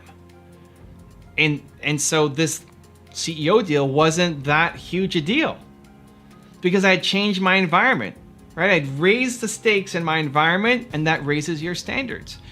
And so I realized, man, this crazy how important my channel is to myself, at least to my own growth. If it's not to you, at least to my own growth, because you often can't see it on a daily basis. I could not pinpoint the one video I uploaded or the one day that I felt, this is it, it's happened. But if I look back over a 5-year period, a 1-year period, a 6-month period, even a 3-month period, think about who you were 3 months ago. If you're invested in yourself by watching these videos or reading books or anything else, if you're investing in yourself, even just look 3 months back and think, have I grown? How much have you grown in the past 3 months? You may not see it on a daily basis, but with months and then more months and then more months and then years, if you keep on the path, you'll see some tremendous results. You may not even recognize the person who you used to be. And that's why it's so important that you raise your environment. If you are not focused on your goals, you either don't want them or you are afraid of them. You might just not want to do them. You might be in the wrong thing. You might have picked the wrong goals for the wrong reasons. Or you're afraid of your goals. You're afraid of failing. You're afraid of it not working out and what that means. Either way, the answer is action. If you don't love it, move on immediately. And if you're afraid of it, move into it immediately. Focused action is always the answer. So one of the entrepreneurs that I've invested into, his name is Alex. He helps me run Toronto Dance Salsa, which is the largest salsa dance school in Canada, maybe North America. And we're sitting down reviewing his goals and reviewing his habits and making sure that what he said he was going to do matches to him accomplishing his goals. And there were a couple things that were big things on the list that he had to get done, and he was afraid of making a mistake. So for example, we're trying to create the interior of the studio and make a wall that speaks to the purpose of the company, speaks to the mission, the vision, what we're trying to accomplish. And we want to have something beautiful that people want to take their pictures on. And he's so afraid of getting it right. He's so afraid of doing the wrong thing that he does nothing. And every time he opens up the file to look at what he wants to do and different ideas, he's afraid he's gonna make a mistake. He's afraid he's gonna invest time, energy, dollars, my money into something that then when people show up, say, huh? And it doesn't work out. He's so afraid to fail that he doesn't take action, which becomes the biggest failure of all. So here was our solution. Procrastination Power Hour. I said every day, PPH, put it into your calendar for 1 hour. This is your PPH time, the thing that you have been procrastinated on, right? The thing that serves the business. If you've been procrastinating on it and you don't like it and it doesn't serve the business, great, get rid of it. That's not what we're talking about. It's the things that you're afraid of, the things that you don't want to make a mistake on, that you're just pushing aside because there's all this busy work that comes in. Because yes, we have to respond to customers, and yes, we got to do all the work that goes into the day-to-day of running the company. But if you're so focused on just the day-to-day and never focus on the things that will actually help you grow the bigger picture stuff, then guess what happens? You never do the bigger picture stuff. Especially if it's because you're afraid, then you have to take action. So we planned a daily procrastination power hour that he puts into his calendar, and he looks at it. When he gets there, he thinks, what am I procrastinating the most on? And he's got this list and he starts attacking it. And having that in his calendar is the thing that actually started building momentum for those big projects. What would the boldest version of you do? Think about your mission. Think about your goals. Think about what you are trying to accomplish. You've got what you're doing now. But think about what the boldest version of you, if you summoned the boldest version of you into existence right now, what would he or she tell you to do? So when I did my tour earlier this year, it was 90 days, 23 cities. And at first I wanted to do it for free. I love doing free coffee shop meetups every time I travel to a new city. And I told my agent, Steve in New York, hey man, this is my idea. He said, you need to charge for the event. You gotta play bigger. You gotta do a bolder version of you. And it's freaked me out. It scared me because I don't want to disappoint people. And the idea of charging for something and then me disappointing people and then hitting that fear every 4 days, because I got up in a new city every 3 to 4 days for 90 days, was me being able to conquer my fears. And so Steve pushed me, and I have Steve's voice in my head. It's like, you need to play bigger. You got to do something bolder. What's the next step? And so I'm looking at my next tour coming up in 2020 around my book, Built to Serve, and I'm trying to think, how do I make it even bigger? How do I make it even bolder? Because what I've done has been great. And it's not trying to take away from what I've done. It's amazing. I'm proud of myself. I'm grateful. Awesome. And I know I'm capable of more. And I know I need to do something at the next level, because if I want to go off and accomplish my mission, I need to. Because at the rate I'm going right now, I'm not going to hit 1 billion people. I'm not going to solve the world's biggest problem. I'm not going to have the impact and reach that I know I can have unless I demand more boldness, bigger scale from myself on a daily basis. And so for me, having Steve's voice in my head, having Elon Musk's voice in my head, having Steve Jobs and Ipa Giannini and my parents and Kanye West and Howard Schultz constantly in my head, the content that I make is for myself. It's selfish for myself, and then I share it with you guys, and thankfully you like it, so I could build a business around it and hire a team and keep creating more. What makes you bold? What makes you come alive? And how do you summon that creature on a daily basis? If you wake up and you daily, every day, consistently are bringing the boldest version of you, even for 1 year, if you woke up every day for 1 year and summoned the boldest version of you, your life is gonna look dramatically different 1 year from today. Stop thinking that you should be fearless. If you go through life fearless, that means you are playing small and not doing anything that is worth doing. You should be dreaming big. You should be pushing boundaries, and in that push comes fear. Instead of trying to be fearless, adopt the mindset that you want to feel the fear and do it anyway. Otherwise, you will never take on big projects, and you'll never accomplish your mission, and you'll always live below the potential that you know you're capable of. Not asking for help is selfish. You might think that trying to do everything yourself is selfless, that it's wrong to ask for help and noble to do everything yourself. But you love helping people. You love helping others. Remember that joy you feel when you help somebody and brought a smile to their face knowing you made their week? By you not asking for help, you're cheating people of that opportunity to bring a smile to their face. Stop being selfish and start asking for help. I came up with this idea when I was at a video game cafe. So here's what happened. I was on a call with one of my big customers at the time, and I was in Los Angeles, and we're doing a Google Live, streaming to my YouTube channel, lots of people watching, YouTube Live, I'm interviewing him, and then the internet goes down. Like, what happened? The power went out across all of Los Angeles.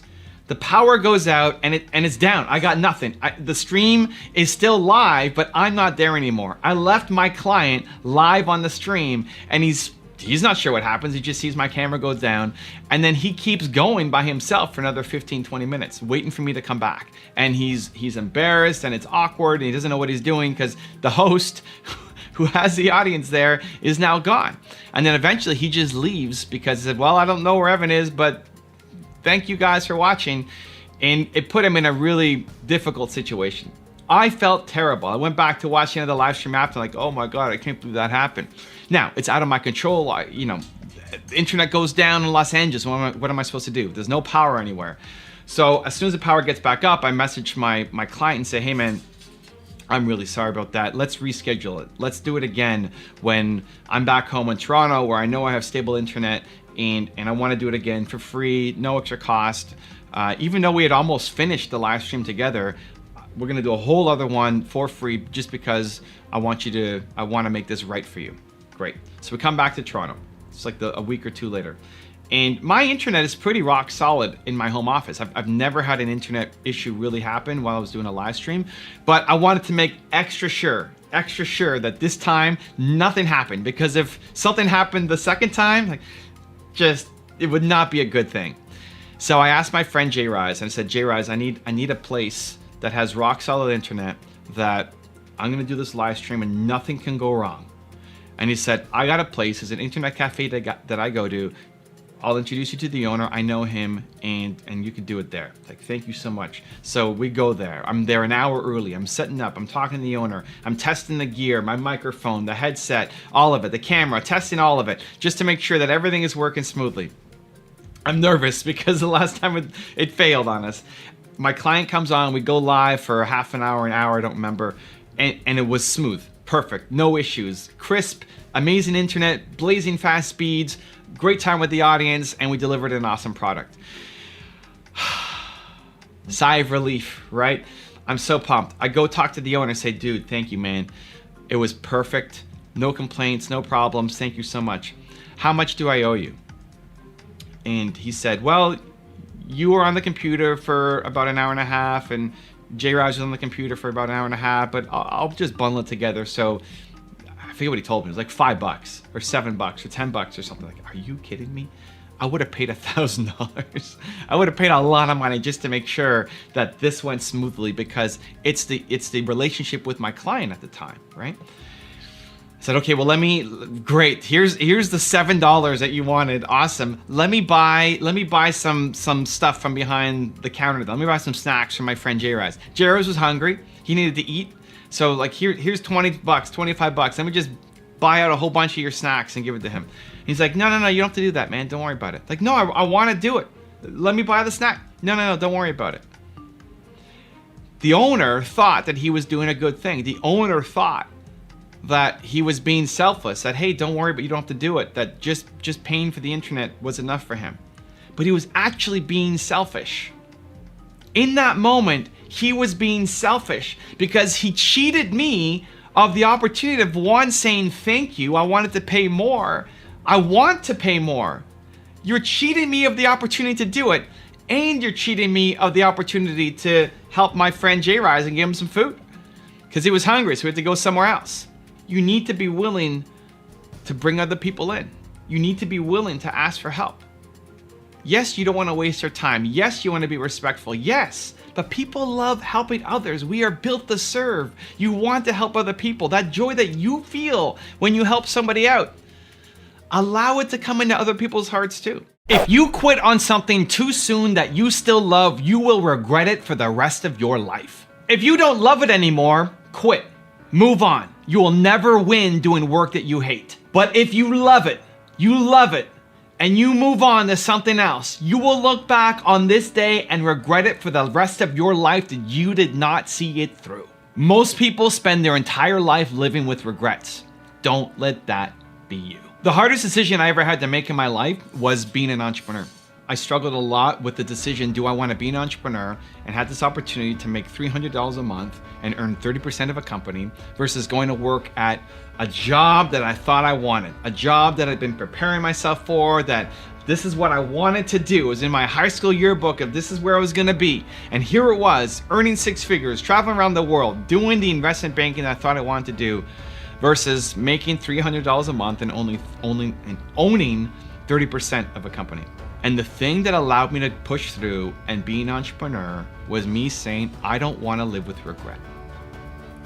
That I would rather no one fail than not know. And I gave myself a year. I said, I'm going to give myself a year to do this. I could always go back and get another job. It may not be the same job. It probably wouldn't be the same job. It may not be as much pay. It may not be traveling as much as this job was offering me to travel.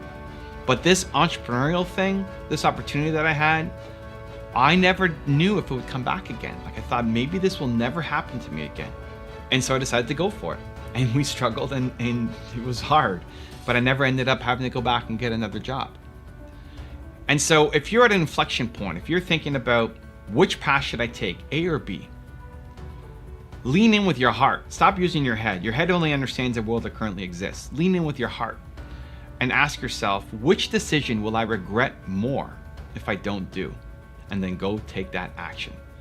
I became an entrepreneur because I didn't want to regret not having at least tried. And a great moment in my life came a number of years later where one of the people I went to university with came back and said, Evan, I went down that path. I became the investment banker and I hate my life. How do I become an entrepreneur? And I looked in his eyes and I saw the desperation and the sadness and helped him, but also was so grateful that that wasn't me, because it could have been. If you want to figure out your purpose, you need to figure out what you stand for as a human. I wrote a whole book on it. It's here. It's called Your One Word. It's about finding your most important core value. Who are you? When you understand what your single most important core value is, everything else becomes so much easier. So for me, it's belief, right? Belief is my single most important core value. How does that help? Well, with every decision that I make, it's seen through the lens of belief. Every video content that I make is about belief. It has to be. Every interaction I have, every workshop, every book, every meeting, all of it has to be run through the belief framework, right? The glasses of belief. If I'm hiring somebody onto my team, skills alone aren't enough. It's great that you can write copy. Do you believe in entrepreneurs? It's a big difference. So when you understand your core value, everything else becomes clearer and you're less likely to follow what other people want you to do. Everybody around you, they have a goal for you. Even if it's well-intentioned, they have opinions on what you should do with your life. Everybody around you. This is what you should do with your life. Everybody has an opinion. You don't know which way to go? If you don't know which way to go, it's because you don't know what you stand for, because you're standing on quicksand. But when you understand your one word, your who, your most important core value, it's like you're standing on a rock that nobody can push you from. So how do you figure that out quickly, right? I mean, this is 200 something pages.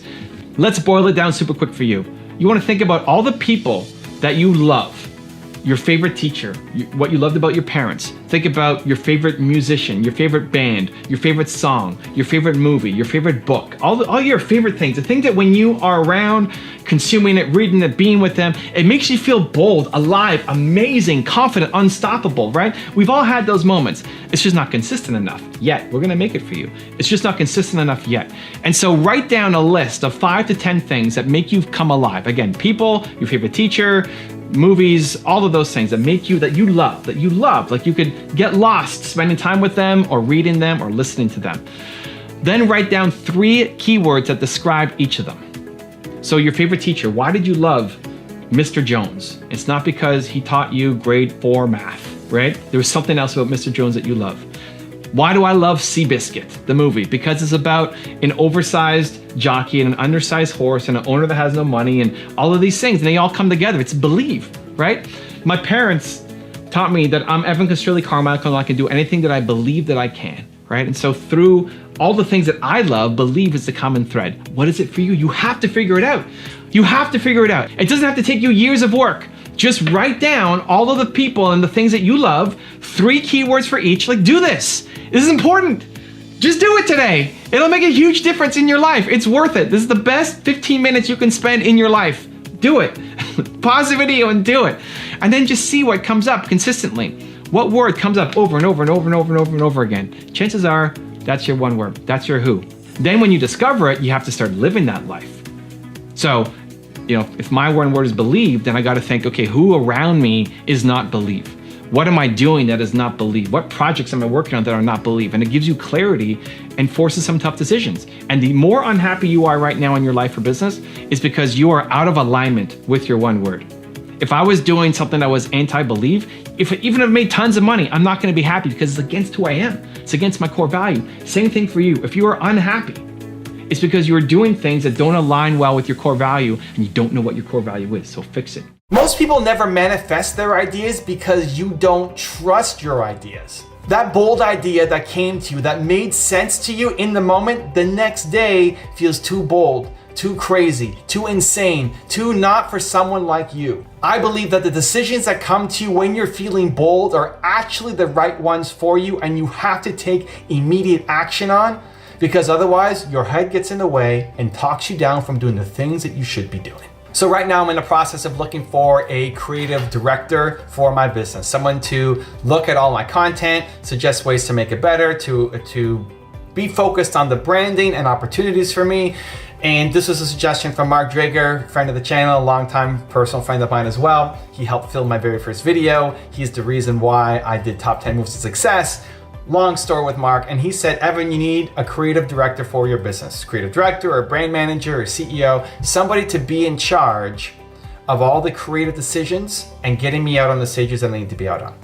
So how do we make these videos better? That's that person's role. And so in my head, when he first said it, I'm a little afraid. I'm scared, like, oh, how do I find this person? I need to vibe well with them. I can't just bring anybody into that role. I'm a pretty weird duck, and so this has to be a good, long-term fit for me. How much is this person gonna cost? How do I fit into my cost structure right now with my business? How are we gonna deal with conflict? So it's all of the negativity, all of the things that are reasons why it's not gonna work. And so instead I need to focus on, this is a bold idea and I need to at least explore it. I need to try it, I need to play it out. Maybe it works, maybe it doesn't. But teaching myself that I do bold things, I do scary things, I do difficult things, and being scared is not a good enough reason for not to take action. And so those ideas that come to you, trust that they came to you for a reason. If it came to you and you're thinking about it and you feel bold, like, man, I would love to go off and do that. The best thing you can do is just start going off and doing that. Because what's gonna happen is you're gonna plan. You're gonna spend all your best energies just stuck in planning mode. Instead of actually going out and taking action, you're gonna tell your friends about it. They're gonna tell you it's a stupid idea. You're gonna sleep on it. You're gonna wake up and tell yourself it's a stupid idea. And then what happens is no momentum. The biggest thing that is missing from your life is momentum. Nina's happy. Nina's smiling. She's next to me filming. That's all that's missing. You're a genius. You have great ideas. Great, genius, amazing ideas. You're just missing momentum. Because once you get the idea, you sit on it. And then you tell yourself why you can't do it instead of going off and proving to yourself that you can. Self-love comes from doing difficult things. Self-love comes from doing things that you think are beyond your comfort zone, that you're not capable of doing, and just getting up and trying to do it. That's when you love yourself. When something is easy and you win, you actually don't feel that great about yourself. If you were to go and run a race against 3-year-olds and you won, great, yeah, you won. You might even post about it on Instagram, but you don't love yourself. You don't feel good about yourself because you played small, because it was easy, because you were expected to win, because it was inside your comfort zone. When you play inside your comfort zone always, you don't love yourself. It comes from doing difficult things. That's how you build respect. That's how you build credibility. That's how you build self-love for you. Forget about how other people respect or look at you. It's how you feel about yourself. That's the game. And that comes from doing difficult things. So if you ran a race against 3-year-olds and you won, great. Who cares? You don't feel great about yourself because you were expected to win. But if you ran a race against Usain Bolt and he ran backwards on one leg, he would still probably destroy you. But you should feel great about yourself because you did the thing when it was hard to do the thing. You might have lost to Usain Bolt, but you got in the race against him. That's how you build self-love. When you tie your self-respect, when you tie your self-worth, when you tie your self-love to the effort that you put in on a daily basis, that's when you start to win. When you tie your self-love to winning, to getting results, you lose. When you tie your self-love to how many likes you have on Instagram or views or subscribers on YouTube, you lose. It's about the effort. Are you putting in the effort every day? Because if you are proud of your effort on a daily basis, I promise you, you are going to crush it. But if you are only proud of yourself when you win, here's what's going to happen. You're only going to take on small things. You're going to play small your entire life because you're only going to take on projects that you have a pretty high chance of winning at. Because that's how you have love for yourself. And that's a losing game because you're capable of more. You're capable of doing a lot more stuff. You're capable of playing a bigger game. You're capable of having a bigger impact. You have to. It's your duty. It's your duty to love yourself. When you love yourself, you'll be able to spread that more and help other people. And so how do you love yourself? It comes from doing difficult things. It comes from when your heart's beating like crazy and you're scared and it's some big project and you say, I'm going to try. I'm going to try to do that scary thing. I'm going to try to record a video in public where people may be watching you. Doesn't mean your video has to be great. Chances are it's going to suck. But you tried. And you should feel great about yourself. Saying I never have the time is the single greatest excuse that is preventing you from accomplishing your goals. You are not allowed to say it anymore. Stop it. Stop believing your own lies. Whatever story you're telling yourself as to why you can't do it, how much time you don't have, somebody else who made it had it way worse than you did. They made it and had it way worse than you did. If they can make it, you can too. The only difference is the story you're telling yourself that you don't have enough time to do it. So I'm gonna give you a more fun example on this one. I wanna get to being a better League of Legends player, okay? I would play League of Legends, I don't know, once or twice a week, depending on what was happening in my calendar. I started sponsoring a League of Legends player, my first esports venture, this guy named Kyle Menko, and he plays Teemo. Teemo's a character in the game. I play Teemo. He's the best Teemo in the world. In any region around the world, he is the #1 guy. And I said, Kyle Menko, I want to sponsor you, and part of the deal is you're going to coach me. I want you to coach me on how to get better. I want to get better. I want to climb. I was in bronze, which is the second worst division in League of Legends. He said, what was the best you've ever done? I said, silver, which is the third worst division in League of Legends. And so he said, okay, I can help you. How often are you practicing? I said, I don't know, once or twice a week. It's like, okay, that's not enough. I need you to play 3 games a day. 3 games a day. And a game takes 35 to 40 minutes, sometimes longer, depending on how long it takes to get into the game. Could be 45 minutes, maybe even up to an hour. And I'm thinking in my head, 3 games a day, are you nuts? I don't have time to do this. I can't make that happen. I got all these other responsibilities. Right? If it's important, you got to stop telling yourself that you can't do it. How do I justify playing 3 games a day when I have all these other stuff I need to do? I need to run a business. I want to scale. I want to grow my YouTube channel. I want to grow my impact. I need to write my book. I need to launch my YouTube course. I need to spend time with my wife and my family. I got lots of other things I need to do. I need to sleep, all of it. How do I justify spending 3 games a day to improve my TMO? I don't have the time. Your actions map to your ambitions. I look at my calendar, I made a way. I'm gonna do it. I wanna get better. I wanna improve. Now, I don't do it when I'm traveling, so I'm here in LA right now, so I haven't played my 3 games since I've been away. But when I'm in Toronto, pretty much every day that I'm in Toronto, I'll get my 3 games in. And I've gotten better. The results speak. I went from bronze to silver, and now I'm climbing up through silver, and hopefully the goal is to get the gold by the end of the year. So that was the fourth worst division. And you're starting to get, once you get in the gold and you get a little bit higher, now you're starting to get some kind of, not reputation, but significance, and just like you're actually a semi-decent player, right? So I'm chasing down my League of Legends goals. Because your personal goals, you may be watching and thinking, well, why are you wasting your time doing it? It's a personal goal to me. It might be a waste of time to you. Maybe building a deck for your backyard is a big waste of time for me. Maybe making your own clothes or whatever other hobby you have, cooking or crafting, is a big waste of time for me, right? So don't judge somebody else's personal goals. This is a personal goal of mine. I want to chase it down, and I want to not tell myself that I don't have the time, right? As soon as you hear yourself say, I don't have the time, you're not taking control of your calendar. You're not taking control of your life. Of course you have the time. You choose not to prioritize it. That's the change in language you need to make. You're not allowed to say, I don't have the time. Instead, I choose not to prioritize it. Because now you're in charge. Now you have nobody to blame. Because when it's somebody else's fault, when you don't have the time, that's not your fault. That's somebody else's fault. That's everybody else who has demands on your time, right? You can't do anything about it. So let's just stay here and never accomplish your goals. You choose not to prioritize it. Once you take accountability, once you take responsibility to say, I'm going to take control of what I want to do in my life, that's when everything starts to change. You look at the people who've made big money, they've been chasing something that they love doing. Because otherwise you won't put in enough work. If you're just chasing an opportunity, you're probably not going to make it. If you don't love it enough, the people who love it will crush you.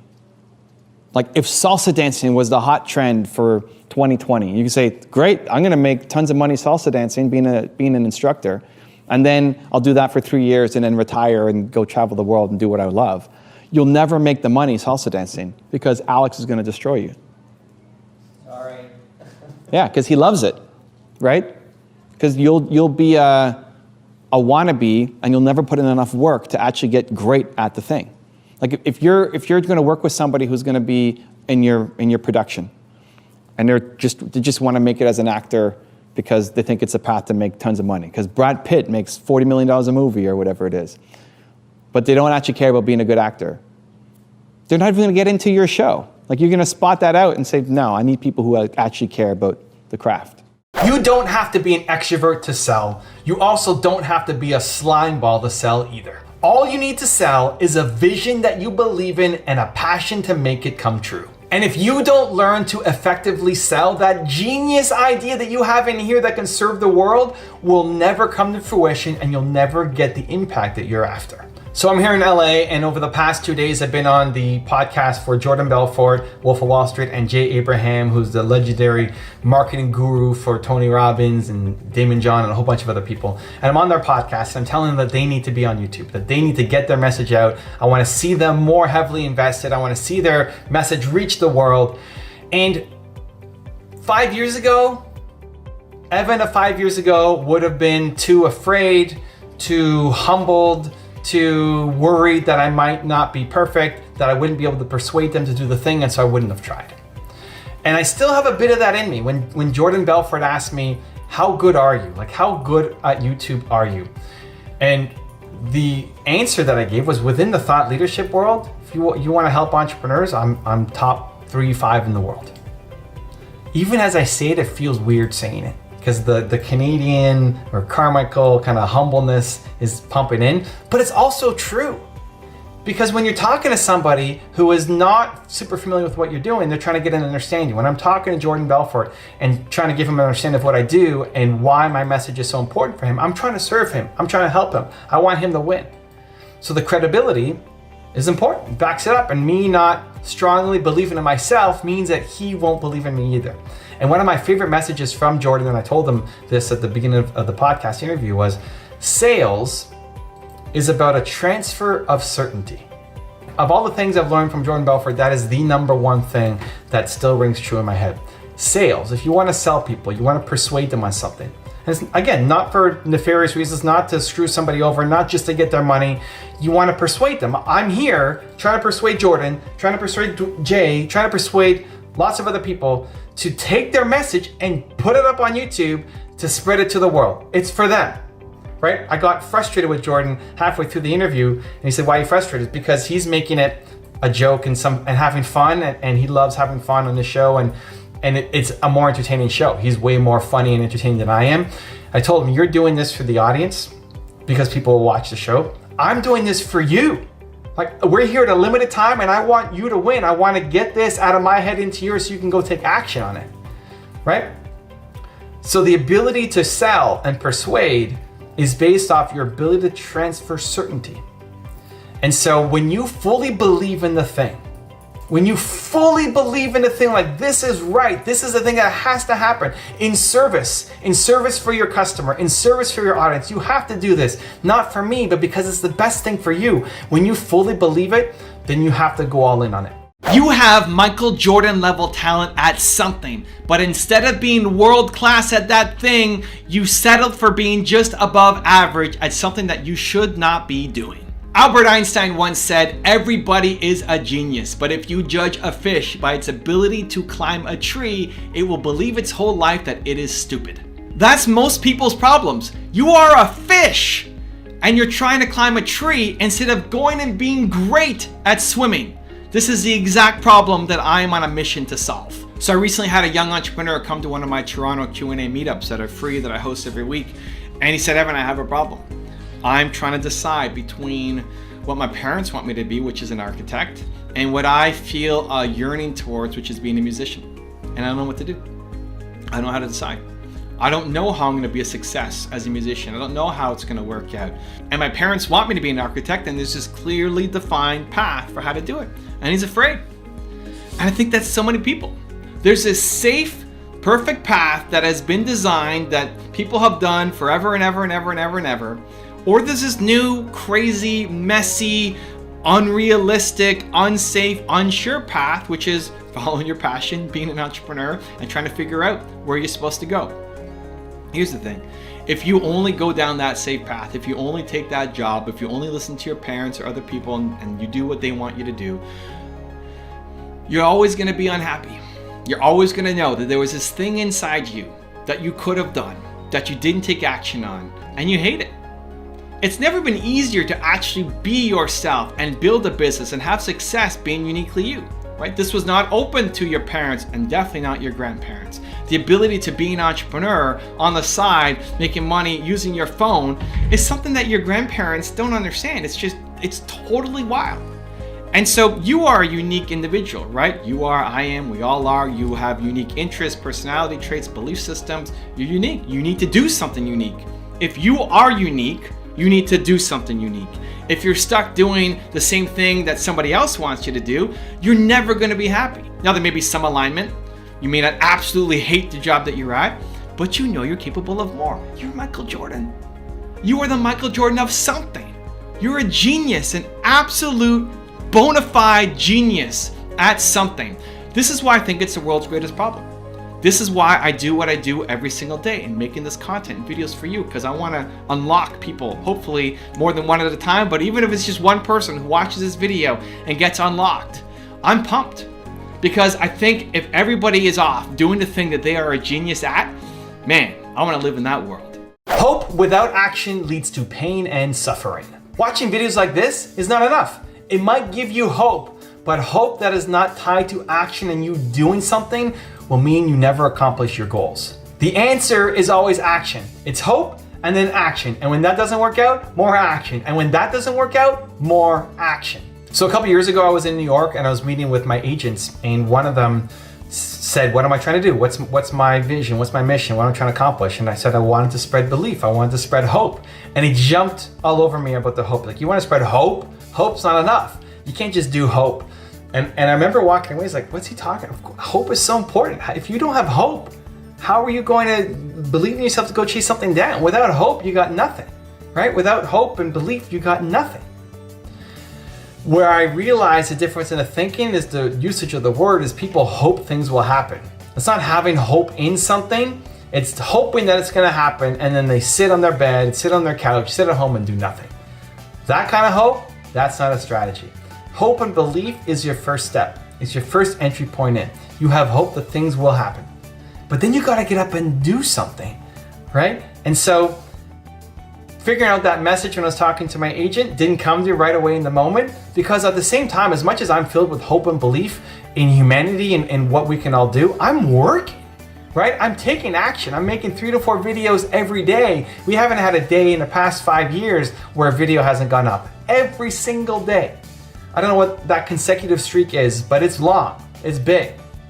I'm working my face off every day in the achievement of my mission. But I also love hope and belief. It's why I have this channel, it's why I have my other channels, is I want to be around people who've done a lot more. I want to learn from the greats. I want to learn from people who know more than me. And when I see that, it gives me hope that it's possible. It gives me belief that it's possible, that if they can do it, I can do it too. But you still have to do it. The ability to do it versus actually executing and doing it are two very different things, right? The difference gap is going to be the action. And so, yes, I want you to have hope. I think it's important, but it's not the only thing.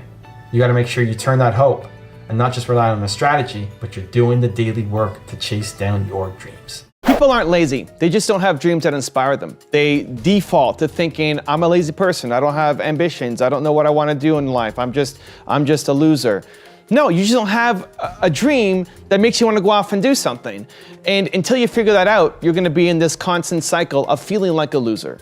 It's one of the most common questions that I get asked on my IG streams. I go live every single day on Instagram, at least right now while I'm on my tour. And every single day I get asked some variation of, Evan, I'm lazy. How do I get out of it? Evan, I'm procrastinating. How do I get out of it?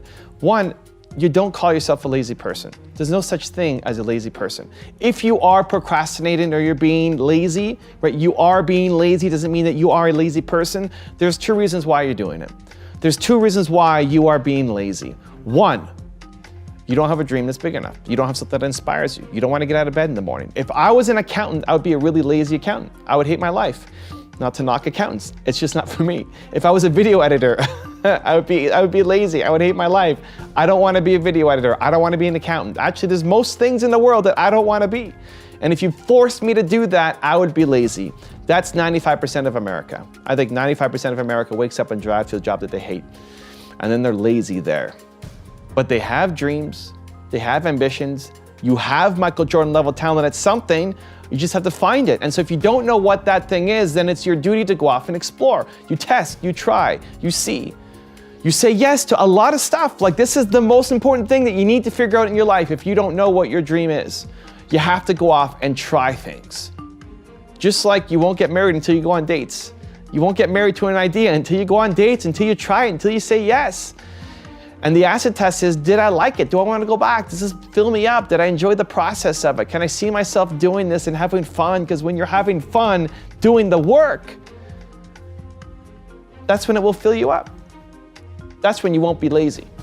And there has been times in all your lives where you felt that, where you felt the joy, the energy, the ambition, the drive. And so you need to capture that and say yes and find what it is that your big dream is.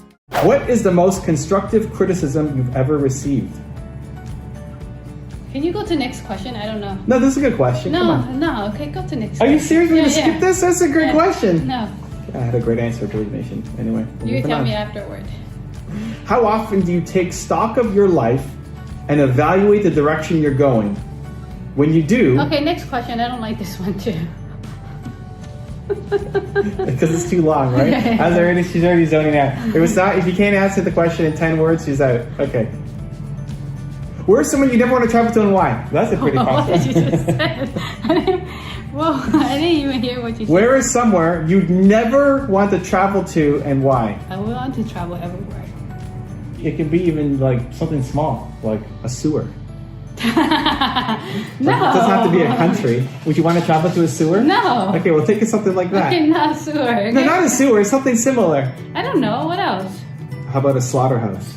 No. What? But where would there be a slaughterhouse? I don't know. General, like you could pick. You don't have to pick like China or something. You could pick a. So mean.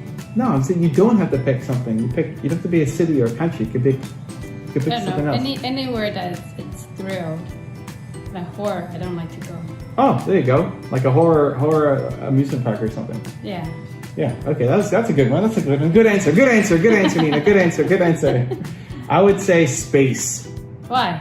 Well, don't you want to go? I would like to go to space. I have no interest in going to space. What if I say, hey, Evan, I want to go to space and I want you to come with? Wow. You want to go to space? Yeah, why not? It's cool. I mean, You get to control. you get to control what? Like, you're in the space, you move, you could, That makes no sense. You get to control, you get to move? What? You just want to float? Yeah. Swim. No, I don't like swimming. Now I've got a very special bonus rule on how to model success that I think you're gonna enjoy. But before that, it's time for the question of the day. I want to know what's the one new thing that you're gonna try after watching this video. Let me know in the comment below. And if you made it this far on the video and you're still watching and you promise to take action after watching this video, Believe Nation, we don't just watch video, we do stuff. If that's you, please leave a hashtag Believe in the comment below because we want to celebrate you. The fastest way to learn anything is to model someone who has done it before you. You don't need to have all the answers yourself. You don't need to have decades of experience to win. If you want to shortcut your path and stop wasting time, you need to learn to model success. So I recently came back from speaking in Phoenix. I was at an event with Brendon Burchard and Dee Graziosi and Eric Thomas and a bunch of amazing speakers. And I have a lot of experience in speaking. I've been listed by Forbes and Inc. magazine as one of the greatest speakers in the world, super humbling award, but I still want to get better. I still want to learn. I still want to improve. And so before getting on stage, I was talking to Brendon Burchard backstage and he said, hey, I'm going to watch your speech. I'm going to finish my interview here and I want to make sure that I watch your speech. And so I get on stage and it's tons of fun. I come back out and Brendon is running down the aisle and he's got his hands up and he's super excited and he said, that was amazing. And he's telling me about how great the speech was and how much I helped his audience and thanking me. And I said, amazing, thank you so much, appreciate you. Let me ask you, how do I make it better? You've done a lot of these, you've done more than I have. You're filling out, huge rooms full of people. How can I get better? I want to model success. I want to learn from somebody who's done more than me. And chances are something great's gonna come back, right? Like, tell me I suck, Brendon, tell me I suck, how do I improve? And he gave me a bunch of great feedback. He said, one, I need to use the stage more. So I was walking kind of like this. I was walking around like this and at a slow pace because I think as I'm going. But he said, no, you need to walk faster. You need to walk faster like this and always facing the audience. And there's this giant stage that I was speaking at, and he said, you gotta make sure you hit both sides of the stage at least 4 times. If you're speaking for an hour, you gotta hit both sides of the stage at least 4 times because, Evan, what you did really well was you kept the people's focus who are really in front of you in this circle, but the people who are out there, they didn't connect with you as much. Great, awesome feedback. I gotta take that home and improve. He also said to be bigger and more animated. And this also makes sense from my salsa background. When you're doing performance on stage, you need to make everything big. Because the people who are up front can see you, but the people who are at the back, they can't see the expressions, they can't see the movement, so it's got to be bigger than you would normally do it. And so even though I knew that lesson from a different set of experiences in salsa dancing, I hadn't applied it yet to my speaking. And so it was great. It was great learning experience. And if I didn't ask Brendon, hey, what can you teach me? How could I do better? The worst case scenario is he says, there's nothing, it was perfect. Great. I want to know how I can improve though, right? And he gave me 2 pieces of advice that now I could take into my next speaking gig to make it even better, right? That's the idea of modeling success. You find people who've done it before, who are better than you at least one certain thing, and ask them, how did they do it? And ask them to critique you and break you down, because through that, you will shortcut your path to getting there faster. If you want 50 more rules from my husband, Evan Carmichael, check out the video next to me. I think you're gonna enjoy. Continue to believe. We'll see you there. Everything in your life will change when you realize that you do not want an easy life. Your environment is keeping you where you are.